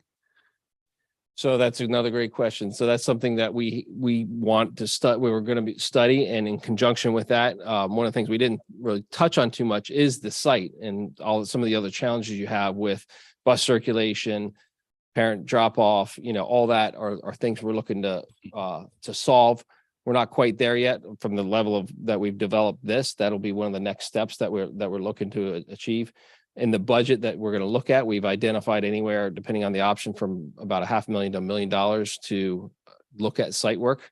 But yeah, this would take out part of that parking, and we'd look to see how we can improve that whole drop-off experience. It's a very awkward lot with angles and things like that. So obviously the easiest, most affordable way to do it is with line striping and just starting over with the whole traffic pattern versus, there's not too much room around there to go anywhere with the parking. But yeah, you would be over top of a portion of that parking. I have other words. Yeah. Okay. I know when we looked at the elementary school, we looked at what we thought the district might grow or not, and we actually saw a little bit of compression. Have you guys looked at that at all? And I know we're kind of looking at just renovating, but when I see this, I'm thinking, okay, if we see some growth, where do we put it on? Where do we add it? Has there been any thought towards that? Yeah. Ghost over there. That is a great question, and you have a challenging site here. And as far as where do you go with that, but no, we basically been focused at the high school level. At the secondary level, it's a little bit different because it's not like at the elementary where you have 10 classroom per grade. You know how many kids you can fit in there. Kids are going to be off in the gym in one period, and tech ed and science. So the capacity works a little bit differently. But as far as, do you need another English, math, and social studies? No, we haven't considered that, but it is a very tight site. But that's something that we'll definitely look at and incorporate into these. But I don't know if this would be a more detailed answer later, or if I'm looking too far ahead, and it's hard for me to see that. I've looked at the slides or the papers with Gary, but I guess one question would be the number of locker rooms we have now versus the number we would have after the renovation. I would be interested in that. Do we have any team rooms incorporated? I know where I work, we have locker rooms, and I can't imagine running a program not having a team room. And I know right now in Northern Lebanon, we use our locker rooms as team room. Those are the team rooms. And that's probably why I don't see, if you go in our basketball locker room where I'm at, you see our core values, you see our philosophy, you see our goals. And we probably can't do that here because those could get tore down during the day when the phys ed students are in there or whatever. So I guess my question would be, do we have any team rooms? Are we looking at those? I didn't hear mat room, but the one drawing here, it might be this one. It sounds like maybe that the cafeteria renovation could turn into a mat room. And if so, what size? Are we going to have a mat room that holds one mat? Just like our other our construction project 2 years ago, some of the things we first talked about, I actually said to Gary and Dave Klein, if this is how we're going to do it, let's just save the $2 million because this thing's worthless. And we ended up, I felt we did things the right way. So I would like to know mat room size, weight room. I don't know if that would be part of the mat room, but if we do incorporate a weight room, I think we have to. We don't have a weight room, has to be part of this renovation project. When I sit at my place of work and I looked how big ours is. I don't think we need one the size of where I work, but I looked and I think I had the number 3,000 square feet would give us what we need here to get our kids that are involved in athletics a serviceable room to help them reach their potential. And then gym floor size. Right now we're going from 2 gyms to 1 if we get rid of the get rid of the middle school gym. So okay, well, what about, and this one there is? The old gym stays. Oh, Gym we'd just keep the goes high out. school gym. Yeah. Gotcha. You cut off Good. the old rec room. Yep. All right. Yeah, and that's going to be important if we lose the middle school gym. So yeah, 2 gyms. That's good. Those were my main points that I just wanted to see, and that might be later in the planning that we discuss those things. Yeah, well, I'll start from the top. So I think you mentioned team rooms and locker rooms. So the goal and the direction was in all these configurations is to maintain the same, or, the same configuration. What you have is that, you need your middle school and your high school and your phys ed. So all these contemplate the same amount of square footage. Now, whether they're broken up in team rooms or, what's phys ed or things like that, I don't think we got into that level of discussion yet. So that's certainly, but as far as the square footage, that would remain the same as far as locker room space as what you have now. I think another question was the mat room size. So yeah, the mat room, or we're calling it auxiliary gym. Essentially most schools will have that space where during wrestling season the mats are down the whole time. But that auxiliary gym, what you use now, which is kind of shown in that red right there, you can kind of get a sense of the size of that auxiliary gym versus the cafeteria. The cafeteria is actually more square footage than that. So that would be where that, in this option here, in option 4, where that happens. But in all these options, we still have 2 full-size gyms and 1 auxiliary gym to accommodate that. And then the weight room, none of these options incorporate anything with the weight room. That's certainly something that we can take a look at and look into some considerations of how we can expand that or improve upon that. Certainly an option for that. Former kitchen screams a spot for something. Yeah, that was an idea that I thought, because the other thing is if the weight room is out of where it is, then that would be ideal space for the music department probably. Because it's connected there, whether it's, set storage or additional space for practice rooms for ensembles or whatever it is. And then it ties more to that area. But we haven't dug into that to that level yet. Yeah. I think at some point in the near future, in order to get to that level, though, we're going to have to decide on an option of, unless there's another option that somebody has an idea that, hey, what about this brainstorm? We'll turn the courtyard into whatever, I don't know, but we'll have to pick an option in order to develop it. Am I correct, Scott? Correct. Yeah. To take that to the next level, it's going to be pretty difficult to, especially meeting with staff and getting their input to say, well, to have 4 different options they'll be looking at with that input. So definitely, getting some direction on options so we can take things to the next level. But maybe that's a good segue to the next slide. So this is the 4 options you see before you and the total estimated project cost. So that includes construction costs, soft costs, things like that. So option 1, that was once again expanding the existing high school cafeteria and expanding the existing high school gym at a cost of $39.1 million. Option 2, which is the conversion of the middle school gym to a cafeteria and putting a new gym in place of the existing cafeteria, is 44.9. And you'll see, the difference between 2, 3, and 4 is very minimal. They're pretty close in nature. So this can almost be a decision based on what's ideal programmatically. But option 3, which is the existing cafeteria expansion that we saw in option 1, but a new gym in place of the auxiliary gym. And then finally at 45.6, and then finally option 4, which is the middle school gym renovation to move the cafeteria to middle school gym and put a new gym in place of the auxiliary gym at 46.4. So budget wise of what you can afford, I think the administration is still working on that. But you can see options 2 through 4 are north of that. So certainly if that's the direction we want to go, then we'll have some work to do as far as figuring out how do we get back into that budget goal, and work to see what we can pare down, so to speak. So as a question of feasibility, if we had to break this down into say 2 phases, Is that something you all have analyzed? I mean, how would we how would we go through a project of this nature, especially considering there's HVAC that has to run through the entire building? Sure. We've got interdependent renovations with the cafeterias and the gyms.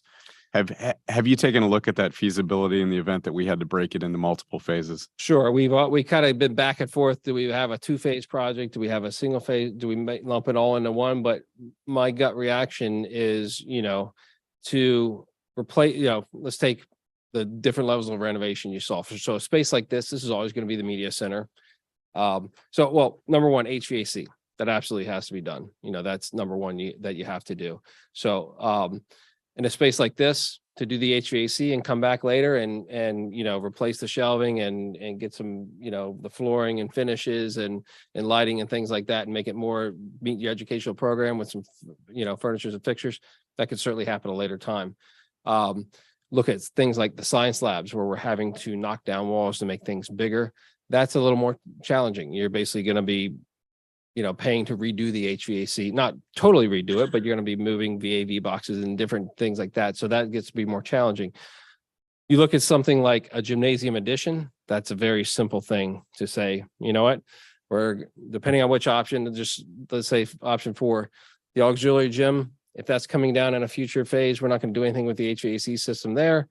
When that comes down, we'll build a new gym. It'll just tie on to the existing HVAC. That's easy to do later. So it all depends on what piece of the scope, but there are certain things that would be easier to say, you know what, let's do that later. We're not going to really spend our money twice by redoing the HVAC or windows or whatever it might be. But I would say certainly the red spaces you saw would want to be something that you tackle on early on. And when we talked about this way back 2020, when we were looking at the entire district properties and what we needed to do, the presumption, of course, was that this renovation would go on concurrent with the school year. You're still confident that we could accomplish that? Yeah, you're always going to look to do as much as you can over the summer. Obviously we can't take your kitchen offline during, well, maybe we can serve from the elementary kitchen, but anyway, you want to do as much as you can over the summers and then have a way to phase in and be as little disruption as possible. And that might involve needing some modulars to be able to have swing space or something like that. But yeah, it will still be a multi-phase construction over probably 2 summers, so probably a 20 to 24 month project. And last question for me, are those considerations built into these cost estimates? They are. Okay. Yeah. I have to excuse myself just for like 3 minutes to pick up my son, and I'll be right back. Thanks, Jay. For us, I mean, we talk about this, I don't know, Leanne and Brad, 10 times a week. We're meeting weekly. We have some ideas. 46 is probably above where we want to be. Well, 44.9, 45.6, 46.4. But we do have some ideas. I think, like I said about January 3rd, that's a prime opportunity for Leanne to update us in more detail about numbers, talking about borrowing capacity, which I think we have a good feel for. But also budgetary, we have incoming information from the elementary buildings that are up for sale. And Scott and I have some ideas that we just recently talked about, and they involve the red areas. And just to throw an example out, and we don't know, I have no numbers, but I said something to Scott about, okay, what if we don't move the main office right now?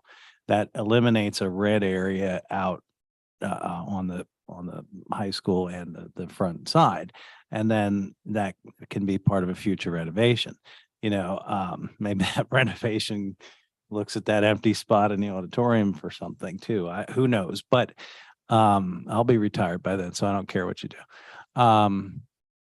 So we talk about this all the time. And the other question that I have that's out there is, what are the alternates? What are the things that we can come back and do later if we want to? One thing that was suggested, but then we kind of threw it out was windows. You can replace windows later, but the problem with not replacing windows at the same time is that when you do the HVAC system, you need it different. You're going to set it up differently based on the type of windows you have. So there's things that make sense and there's things that don't make sense. And, you know, Scott spends a lot of time and we're spending hours and hours a week talking through it, trying to fine tune it, trying to get to a place where it works from a budgetary standpoint, but then also works from okay, if we do this now, you know, what makes sense to then wait down the, wait. And so I think we're getting closer to a proposal. The reason why the gym's kind of on there, I mean, we have a couple of problems with the gym, but from an operational standpoint, renovating the gym makes a lot of sense with the move of the cafeteria. From an when we talked about it and looked just operationally speaking and the layout independently, Dr. Ebert, I don't want to speak for you, but I'm pretty sure Mr. Reese, Mason, and I all independently said option 4 we think is the best layout operationally for the building. And that's because now you have all your athletic facilities in one area. You got your music and other extracurriculars right next to it. So that becomes kind of an evening hub, per se. And you got the whole cafeteria thing, even from a pure staffing standpoint. Right now, running 2 cafeterias, you're talking about 2 different sets of staff as well. In 2 different areas and covering those. When you talk about locker rooms, you got gym teachers that are running from the middle school class down here to the high school class to get to the locker rooms to make sure that we have coverage for those types of things. So there's a lot of operational things that have gone into the discussions that we talked about that then led them to the options that they presented. So I just don't want to take away from that time and thought process. Dr. Ebert had sought feedback from department chairs. Now, we still have a lot of work to do there, getting into more specific details and conversations with teachers. But, that's kind of why, and all knowing at the same time that, again, the shape of the building isn't going to change drastically. So that's kind of how we got to where we are with work yet to be done.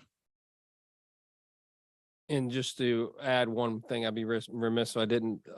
Certainly anything you look to do as a phase 2 is going to cost you more down the road. Obviously is evident of the past 2 years, but not only that, when you get to a smaller project, the scale of everything is going to be a little bit more costly, but just wanted to add that other thought.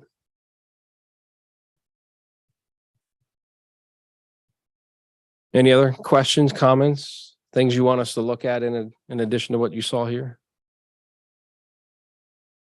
I have a question kind of to put things in perspective. What, as I'm recalling, what the total cost for our elementary building, what is that currently? Isn't that similar numbers to what we see? 53 total. Okay. But didn't it originally start out around 40?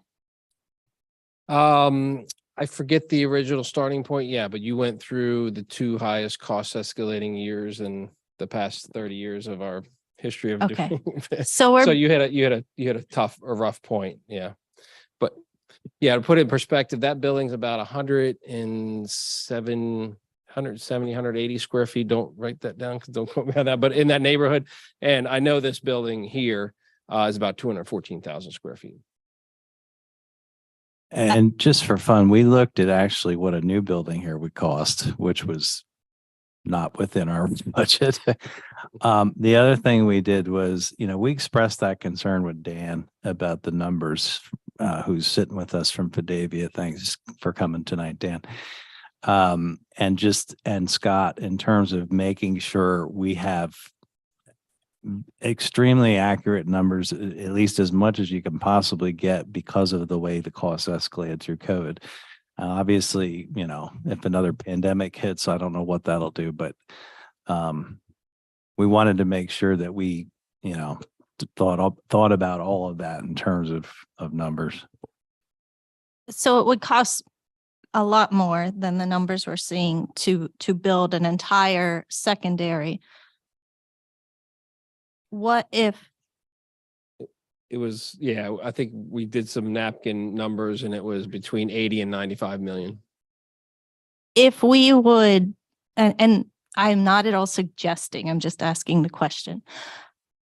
If we had a plot of land and wanted to just build a separate junior high, what kind of numbers would we see there? Would that make sense? Because then we still have an old high school.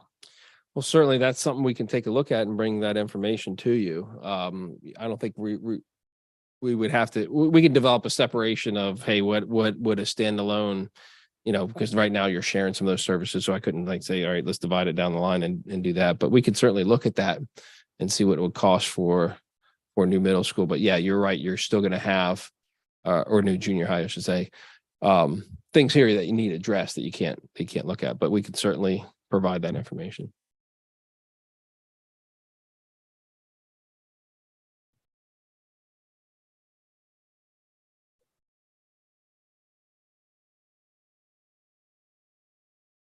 Final number that was awarded in Lebanon School District. When we hit the number, was really close. That was like $320, 320 a square foot for a new middle school. So if you just want to run those, just to have it in your head. When he's, I'm not suggesting you do that now. I'm just saying, just for your own, like kind of, that's an all-in number with soft costs. So for a brand new middle school on a new site, they're building it on their existing campus. So that did not include cost of acquiring a new piece of ground. But that's probably still a good number. Yeah, have going out to bid. More give or take some time this next year or something like that. By factoring your guesses or mine is good. Another 5%, 6-7%. Well, and with 7 in the carrying escalation. Cost escalation. Yeah, I don't have that number in front of me, but yeah, we were being more conservative in our projection going forward. I think we were normal in a non-crazy year is 3% as an average.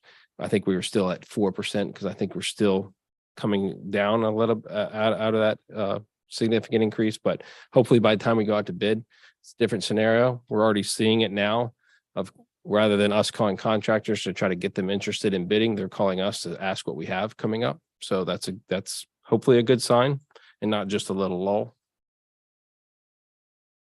And I just want to reiterate, I'm not suggesting, I just want to make sure that because the numbers we're looking at are really, it sounded like outside of what we can comfortably do. I want to make sure that we leave no stone unturned. Absolutely. If possibly that might make some sense. Yes, absolutely. And at something that our district can afford and that would serve our students best.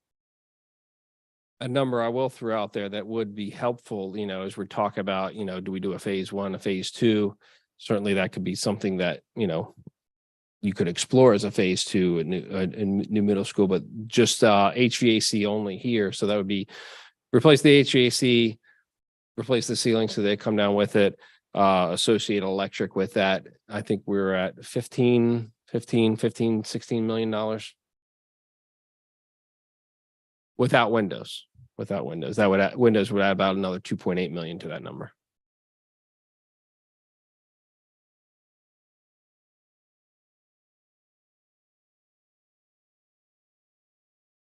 Dr. Bucks, were you thinking that it would be beneficial to keep them separate? I don't want to imply that at all. I'm just Okay. thinking that the numbers we're seeing are quite high and possibly outside of what we can do. And thinking, I thought I remembered that the elementary started around 40 million. Okay. And so that's serving 6 grade levels. Well, if you count kindergarten, even more. And so in my mind, I was thinking, can we serve 6 secondary grade levels and just start afresh? Or it sounds like we cannot, but would it make sense to just build a junior high?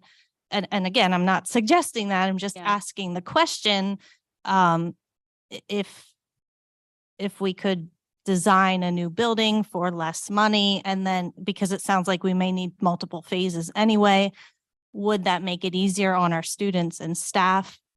You know, if some of them can move to a completely different location while they're, you know, when they move in phase 2 here, would that be a cleaner transition than hammering all over the place in this building when we would still have 6 grade levels here? In my mind, it was just opening up space and opportunities, and possibly it maybe not be affordable, but Sure. I don't know. It sounds like there's a lot of things up in the air. Sure. Thank you. It's something easily we can explore and get some real numbers too. Yep. So we're going to, over the next 3 weeks till Christmas, continue our discussions, looking at developing the options that are up there a little further. I will tell you that right now we will probably focus on that option 4 to start with, because we have to start somewhere, and looking at some of those red areas and seeing what we can manipulate there.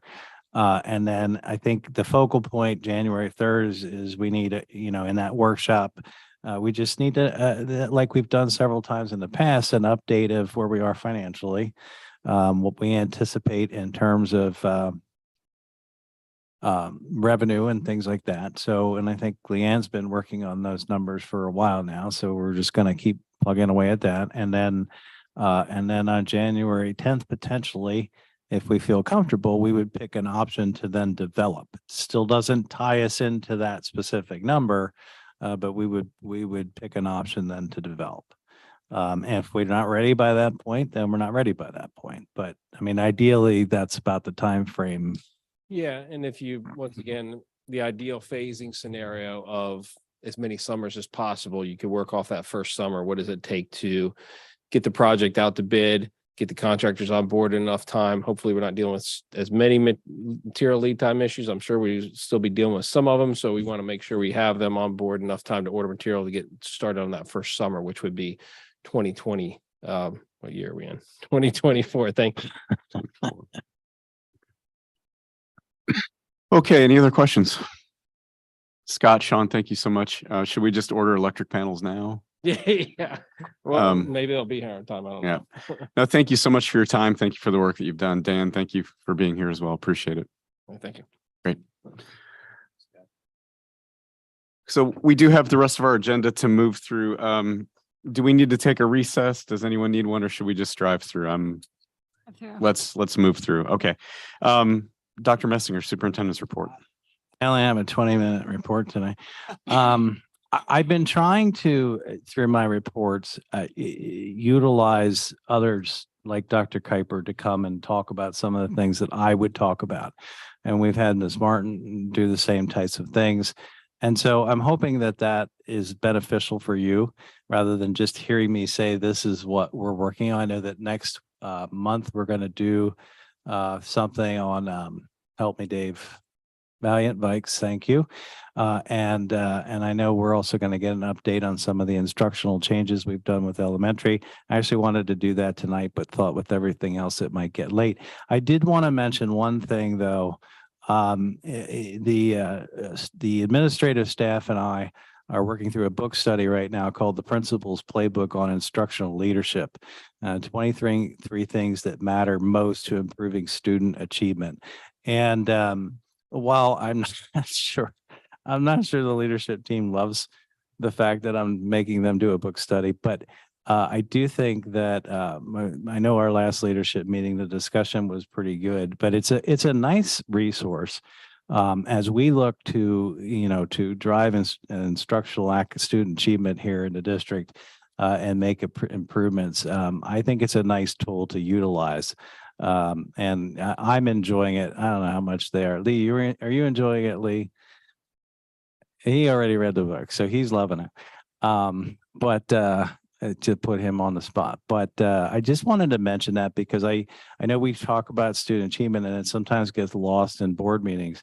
But behind the scenes, behind all the, the talk about gyms, behind the, the celebrations, we're working hard to really to change some things in terms of that. And that's one of the things that we're doing this year. So I wanted to mention it. In addition to that, I know there's some informational items, but if you get a chance, come on out. There's a concert this Thursday, the high school concert. There's a concert next Thursday. The middle school, each elementary has their own stuff.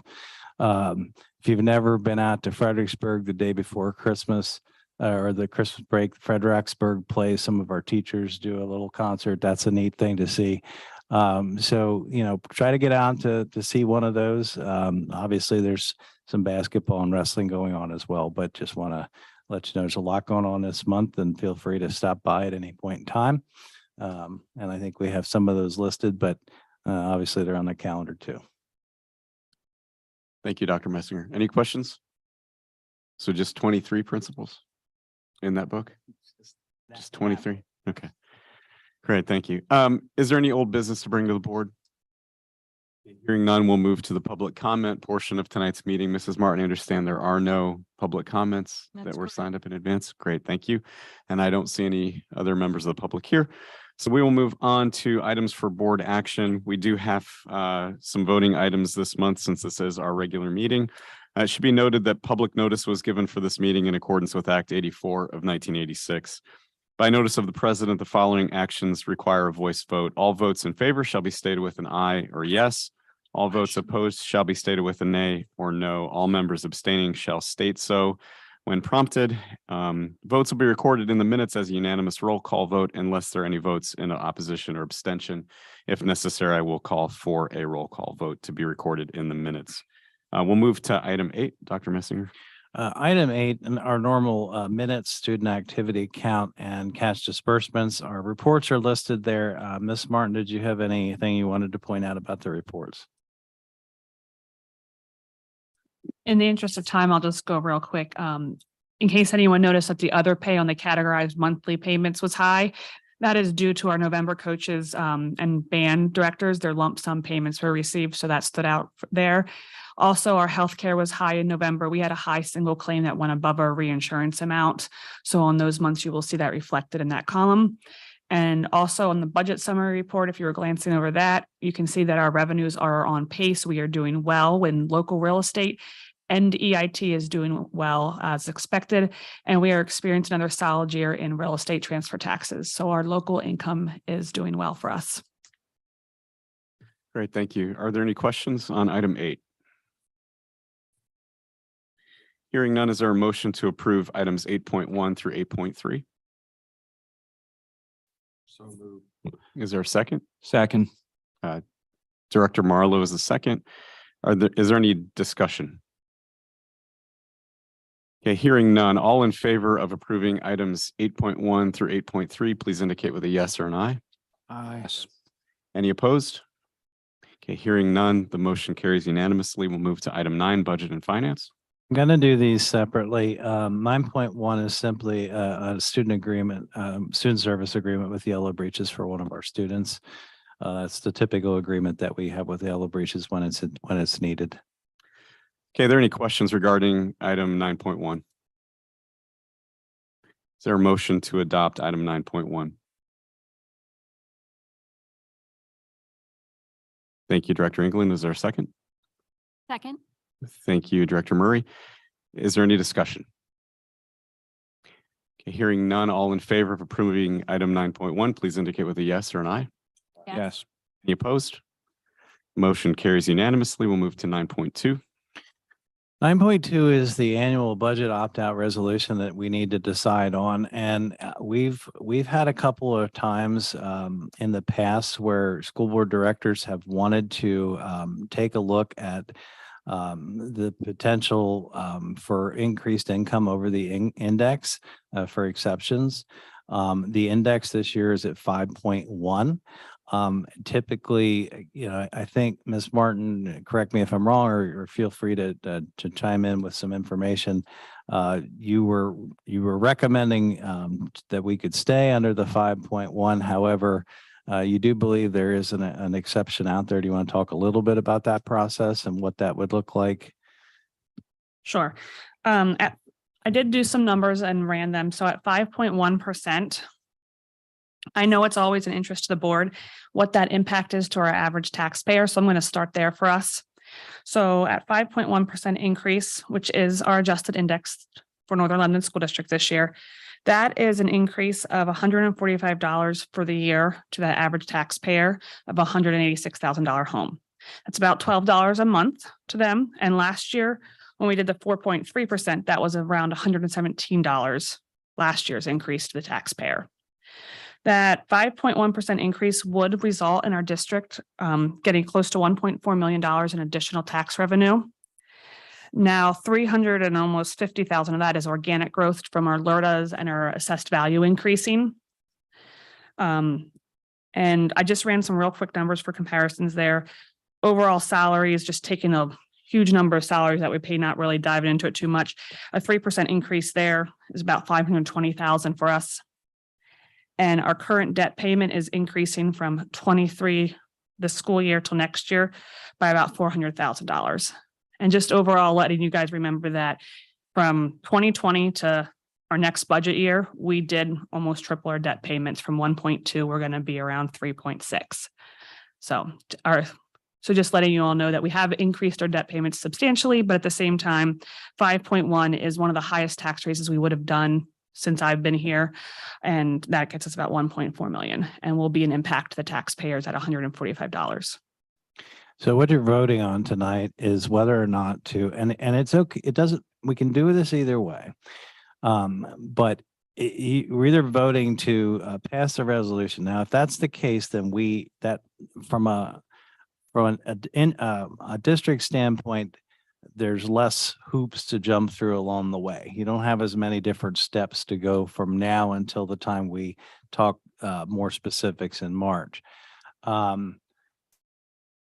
So what you're saying, if you vote for the resolution, is that, yeah, we're not going to go above 5.1. But in the past, we had one specific board member that always wanted to, well, let's at least look and see what we would get in an exception. We do believe we might qualify for a special ed exception, but then you're talking it would be over 5.1.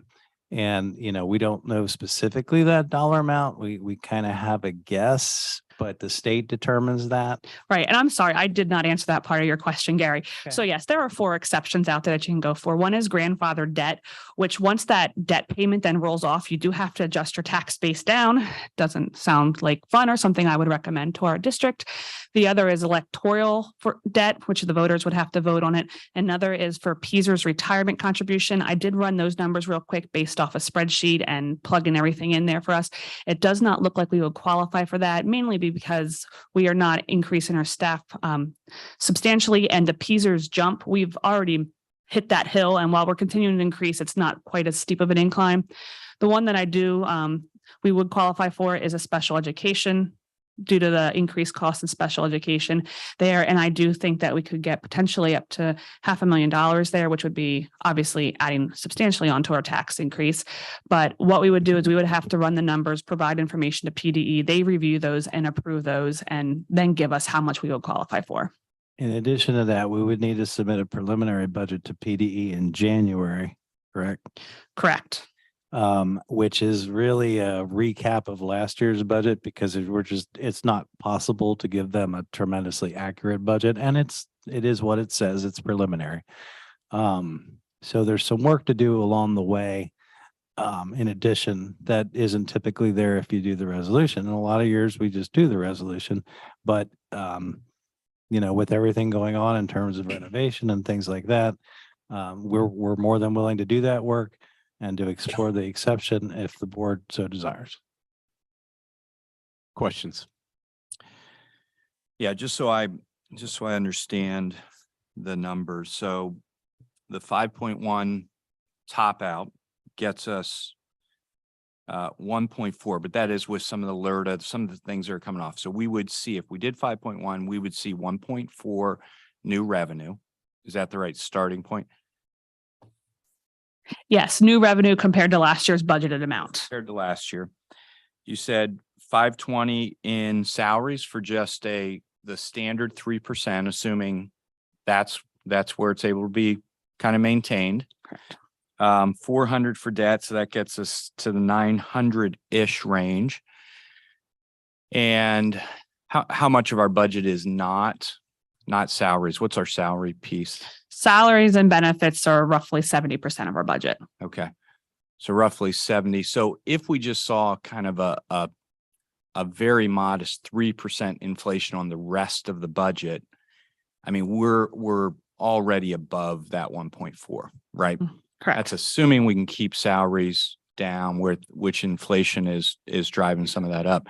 I'm not saying we absolutely should, but man, I just see it really difficult to be able to fund the budget with, our input costs are changing, right? Whether it's supplies, whatever it is, electric, you name it, everything's moving up with that number. Along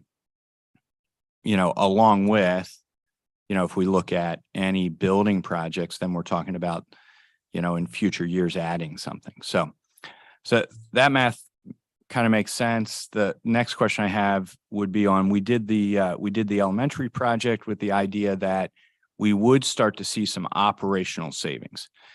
And I know that wasn't going to be year one, but we would start to see that. So do we have a feel for, coming next year, how much of that savings might we see? Because I think we estimated that, $1 million, 1.8, there was some number in that range that might inform us to say we need it, we don't need it.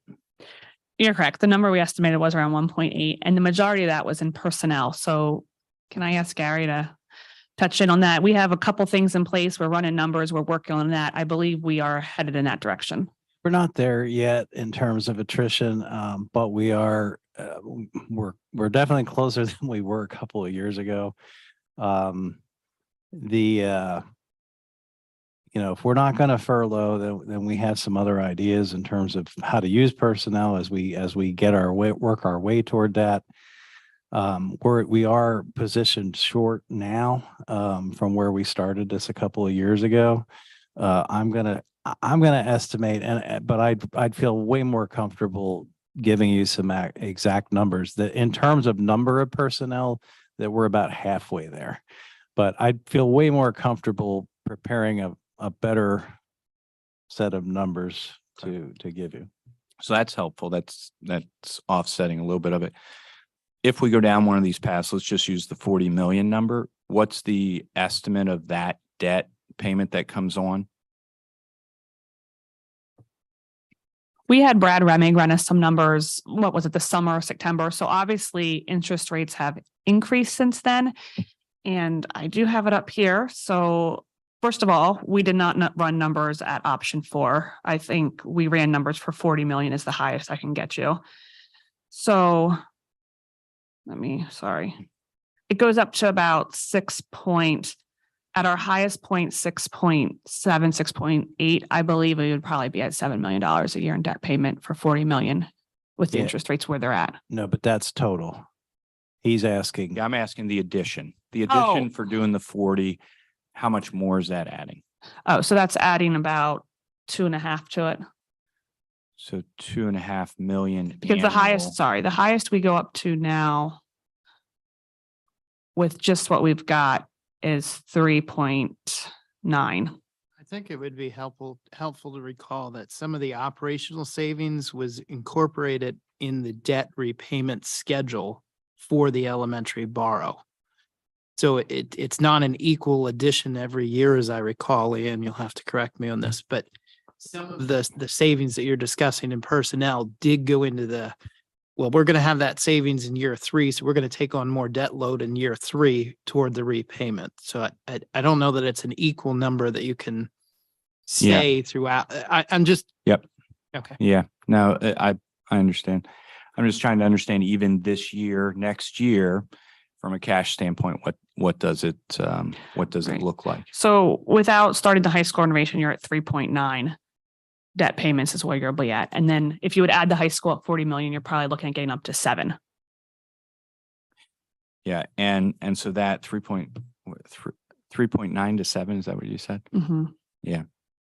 So that's 3 million additional, which actually means to kind of catch up on that, you probably need about a 10% about a 10% increase or somewhat a pretty high number just to kind of get you to where you're running with that number. Correct. And we'll have a few years to get there. Yeah. Over the life of the project. Yes. Yeah.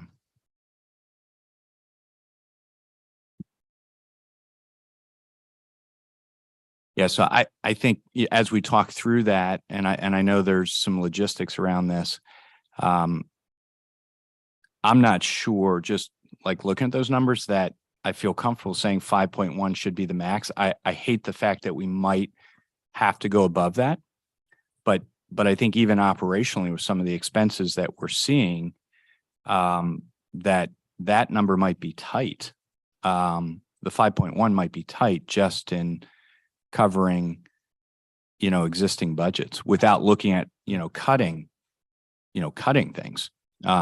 So from that standpoint, I think until we'd have a better feel for some of these, I know it means more work for you and for Gary and the team, but, I'd probably suggest that we do say that, we want to be able to look at this, which means you probably have to do that, the budget, the accelerated budget, all of that. That said, it doesn't mean we're going to go above it. Is that right? We can say that we want the ability to go above, look at this, come back and land on that number or even below. Correct. Yeah. Any other questions? Before I do have one. I just have, but my understanding is that we would only, out of the 4 exceptions that you described, we would only actually be able to benefit from one of them. Am I understanding that correctly? Correct. I would only recommend and consider looking into the special education exception, and that would be the one that I would explore for us. Okay, which would be, we don't know what that increase would be though. Not a specific amount. I've never walked through that process, but we were doing it on a spreadsheet and going through it and looking at it and calculating it. We would have to actually do the budget, put it in, and then PDE will look at it for us. So I understand that allows us to have a higher number is really what that does. It would allow us to increase taxes over the 5.1%. Yes. Yeah. Okay. Okay, so that's my question. Does it limit us to how far we can go over that 5.1? If we say Yes. Yes. Yeah. if we say we have a $500,000 special ed exception, does that mean we can only increase over the 5.1% equivalent to that $500,000? Yes. So there isn't any way that we could, hypothetically, and this is not the desire at all, but there's no way that we could hypothetically take that 5.1 to a 6 or a 7%. It would be limited by the scope of that exception, correct? It would be limited by that. I'm not sure what the percentage would be, but I mean, 100,000 is going to be closer to 7. Okay. I mean, just thinking about it, 1.4 is I taking see, you you're to, right. You're right. but yeah, referendum's the only other way you can go above. Okay. Just one other question on to understand what's coming in now and future. So LERTA is bringing in, you said, another 350 this year, it looks like. LERTA and assessed value growth. Yes. Okay, so those two things. Do you estimate that we'd see that kind of continue? Because I know on these LERTAs, we're starting to build where we're getting some good. Right. They each come on at 10% each year. Yep. And we have one, the new Bell and Evans building did appraise at 56 million. And it will roll on next year. And so next year alone, it will be bringing us around $86,500 in that one extra building. And that's included in the 300 some thousand. But yes, the LERTAs, they're all on now at this point. So next year we'll be having 10%. They're all rolling on at some point. I believe the highest one is at 60% right now. So those will continue to increase for quite a few years yet, where we'll see that growth organically due to our LERTAs. Right. So we'll see 4 more years of maybe growth very equal to what you're seeing come on this year. Correct. Okay. And then it doesn't slow down quite that much, the higher LERTAs or the newer ones. Okay. Thank you. So just to make sure that I'm clear on this, if we adopt the budget opt-out resolution, that means we will not go down the path to possibly raising above 5.1. Yeah, that's correct. Okay, thanks. Any other questions? So I just want to frame, again, to Director Buck's question, I just want to frame what it is that we're voting on. We're going to take a roll call vote on this. So the motion that we'd be looking for is to adopt the resolution. A vote for the motion to adopt the resolution would keep us restricted to the 5.1 index rate. If we, as a board, vote to not adopt the resolution, that does not commit us to going over the 5.1%. I just want to make sure that that's very clear. It just gives us the option to do the further analysis to potentially make that decision down the road. So I just want to make that clear. So the motion is to adopt the resolution, which would restrict us to the index. The vote for that is a vote to keep us at that 5.1 index rate or below. Okay. Any other questions regarding the way that I framed that? Okay, with that said, then, is there a motion to approve item 9.2, which is the resolution as discussed? So moved. Thank you. Is there a second?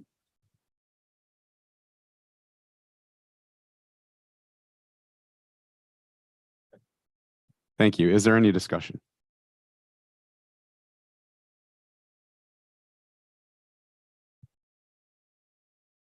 I just reiterate the fact that this is just, it's to explore to get a better handle on what those costs are going to look like the next few years so that we do not handicap administration in terms of, education. Great. Thank you. Any other discussion? Okay, hearing none. Mrs. Martin, may I have a roll call vote? Bucks, Yes. England, No. Fowler, Yes. Williams, No. Murray, No. Klein, No. Marlowe, No. Erdman, No. Nom, Yes. 3 yes. Wait, what do I have? 3? 6 no, sorry. 6 no. Great. Thank you. Motion fails. So we will have to do that additional work to do that preliminary budget then. The work is fine. Great. Thank you. Okay, we'll move to item 10, buildings and grounds. Okay, number 10.1, facilities use request, the annual Jonestown Dance Studio. The first one is the lacrosse tournament. I will mention that they make a donation of $5,000 to the district. It is a big tournament and it's held June 15th through the 18th in 2023. We do have one change order. We moved it to tonight because the change order meeting and the board meeting were so close together. It is for the field house. It is for an additional railing at the top of the, I call it the bar area, but it's it's that wall that overlooks the football field, and it is to raise it 2 inches to be ADA compliant. When they poured the concrete and everything got sloped, they wound up in some areas slightly below ADA compliance. So it's to add a bar to make sure it is ADA compliant. And then in addition to that, there's a picture and we will bring back to you some very specifics, but they wanted to get a approval. There's some interest in donation of a flagpole and landscaping at the softball field. And then, there's some people interested in donating, but before they donate, wanted to make sure there was approval for that. I sent you a picture of an example that's something very similar that they're going to try to do up at the softball field. And then ultimately, I think they'd like to a small plaque similar to things like we've done some things with planting trees. We have some signs on the football field to also remember Coach Ed Spittle, who was with us when he passed, who was coaching still when he passed away not too long ago. Great, thank you. Any questions regarding item 10.1 through 10.3? I have a question for the Think Lex. Are they requesting that the turf fields need painted to use for lacrosse? Are they going to be painting on the turf or? I will have to double check that, but we would use our paint or have them purchase our paint that is you can power wash off. Right. I do know that we have the ability to, they give us the ability to run the concession stand and make funds off of that as well. So if there are booster clubs and or other organizations that want to take turns in that concession stand, there are a ton of people. We would sell a lot of food. Yeah, when you when you mentioned the $5,000 donation, at first like that kind of jumped out at me. But really when you look at it, and we had Director Klein and I and you had spoken about outside organizations renting, and I'm not sure if this is 4 days and they're there 10 hours a day, that'd be 40 hours. So it's really it's about $100 an hour, which is much better than what we're charging outside organizations now. I know some of the other organizations are paying hundreds of dollars for a quarter of the year. So I think this is just a great illustration that if we're going to provide our facilities and taxpayers are going to be footing the bill to give these facilities up, I think it's nice to see us getting some money recouped from it, because it probably could even be. I did hear that we may be able to charge a little more. Yeah, like I was thinking 200 an hour, like a $10,000 donation. Well, and the first day is them setting up. Right. There's no one here. Oh, It's just them setting up. So But yeah, this is definitely more they on they par take with what I'm thinking. and just to mention too, they take care of the garbage. They take care of they do pretty much everything. We don't have to do the field work. We don't have to do the but yeah, I did hear that ultimately next year we may field up that. Follow-up question. Do we know if they're using it at night? Will they be using the lights? They have not in the past, but I'll have to check. Because that's another cost too to consider. Yeah. Okay, any other questions? Hearing none, is there a motion to adopt items 10.1 through 10.3? Motion to adopt. Thank you. Is there a second? Thank you. All right. Is there any discussion on these items? Hearing none, all in favor of approving items 10.1 through 10.3, please so indicate. Aye. Any opposed? Hearing none, motion carries unanimously. We'll move to item 11, extracurricular. Yeah, 11.1 is an overnight request. We're doing this ahead of time because we've always pressed with time and we don't always know who's going to do it. But for the PMEA music festivals in the 2022-2023 school year. And then 11.2, some high school, middle school co-curricular positions. Those are highlighted for you on that PDF, and then a coaching update, including a welcome to Travis Tome as head baseball coach who'll be taking over for this spring season. Great, thank you. Any questions? Can I have a motion to approve items 11.1 through 11.3, please? Motion to approve 11.1 through 11.3. Thank you. Is there a second? Second. Director Bucks, second. Thank you very much. Is there any discussion? Hearing none, all those in favor of approving items 11.1 through 11.3, please indicate with a yes or an aye. Yes. Any opposed? Hearing none, motion carries unanimously. We'll move to curriculum. 12.1, we have some final adoption of policies listed there. 12.2 is some new ones, some tentative adoption. They're listed for you. Retirement for policy 814, 814.1. And then 12.4, I had sent you this in an email about Dr. Ebert working on a secondary school facility dog program. This is a tentative. We're going to do a tentative, give you some time to take a look at it. But if you look at that document, you can see that it's well thought out. He spent quite a bit of time and worked with, I can't think the name of the place, but worked with them on developing this and kind of an exciting idea, I think. 12.5 is just our library books and subscriptions. It's our list for you. And then 12.6, sorry, is a request for 2 11th graders to graduate early. Great, thank you. Are there any questions regarding these items?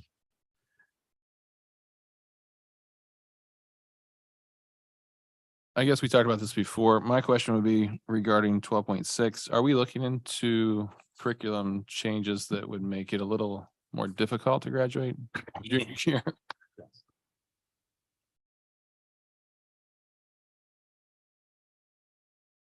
Any other questions?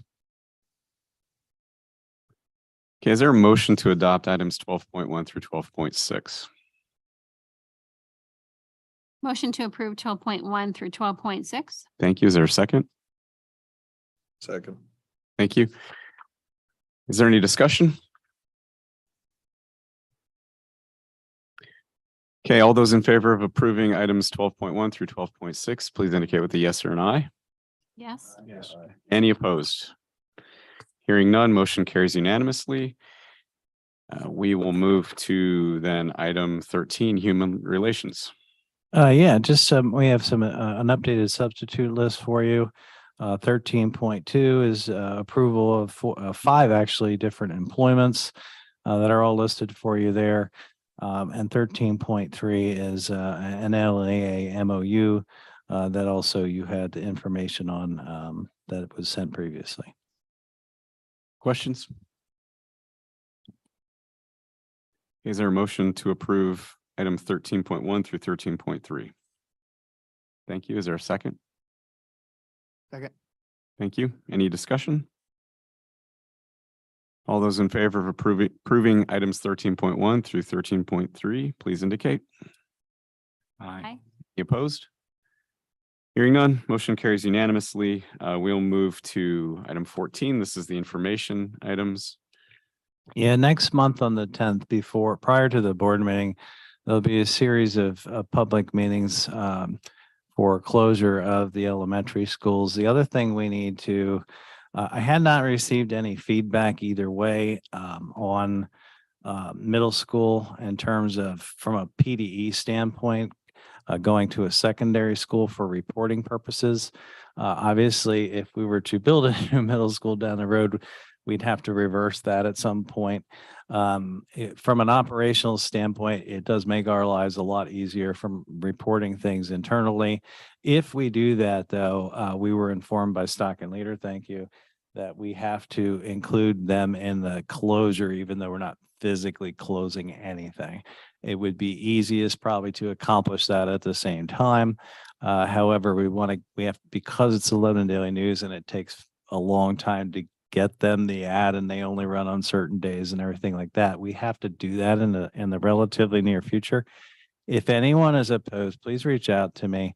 I will put it on hold and we can have a further discussion and then vote. If there's no opposition to it, then we're going to operationally move ahead with that meeting then at the same night we have the elementary closures. And just to be clear, I think it's arguable whether it has to happen, but PD has declared that we need to include basically the name school closure change. And so in order to not get behind and have them later say there's a problem, we recommend you roll it all into one and just cover yourself. It's going to be a part of the conversation anyway. Any questions? Okay, reports from representatives, change order committee, Dr. Bucks, anything? No meeting yesterday. We met on November 21st. There were 7 change orders. They totaled approximately $63,000 added on to the cost of those building projects. Thank you. Good report. CTC, Director Klein. I'll have more for you next month. Great, thank you. IU 13, Director Murray. No report at this time. Great. Legislative Liaison, Director England. Out of the kindness of my heart, no report tonight. And PSBA, Dr. Bucks. Report this month. Okay, great. Thank you all. Is there any new business for the board? I had 2 questions for Gary. One, for extracurriculars, do we do we do postseason pay, Gary? Like, do our coaches get postseason pay if for qualifying for Yes. districts? Okay. So that's one check off. And then do we do longevity pay here? Such as every 5 years where I'm at, we get a $250 like Yeah, credit. you and I have talked about this a little bit. This was something that came out of an MOU done with the union prior to my arrival. I don't even, it might have even been prior to you're right when you first started, Nan.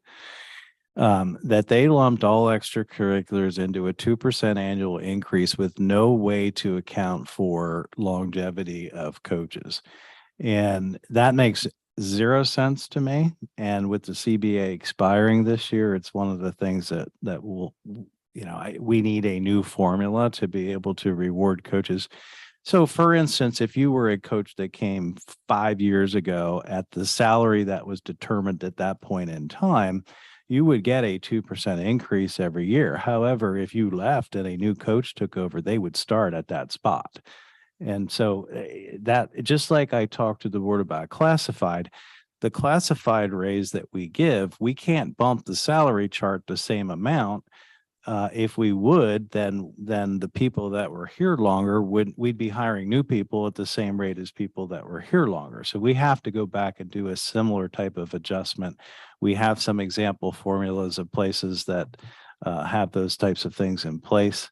And then when we do that CBA and get that done, then we'll adjust that. That's why I was asking, because I wanted to kind of reach out to, I don't even know who's on the negotiating committee, but I thought that would be something that would be worth looking at just as a gesture to, and I mean, I understand Well, the coaches are going I to. want to be clear that I don't know that that would be in the CBA. Really? Okay.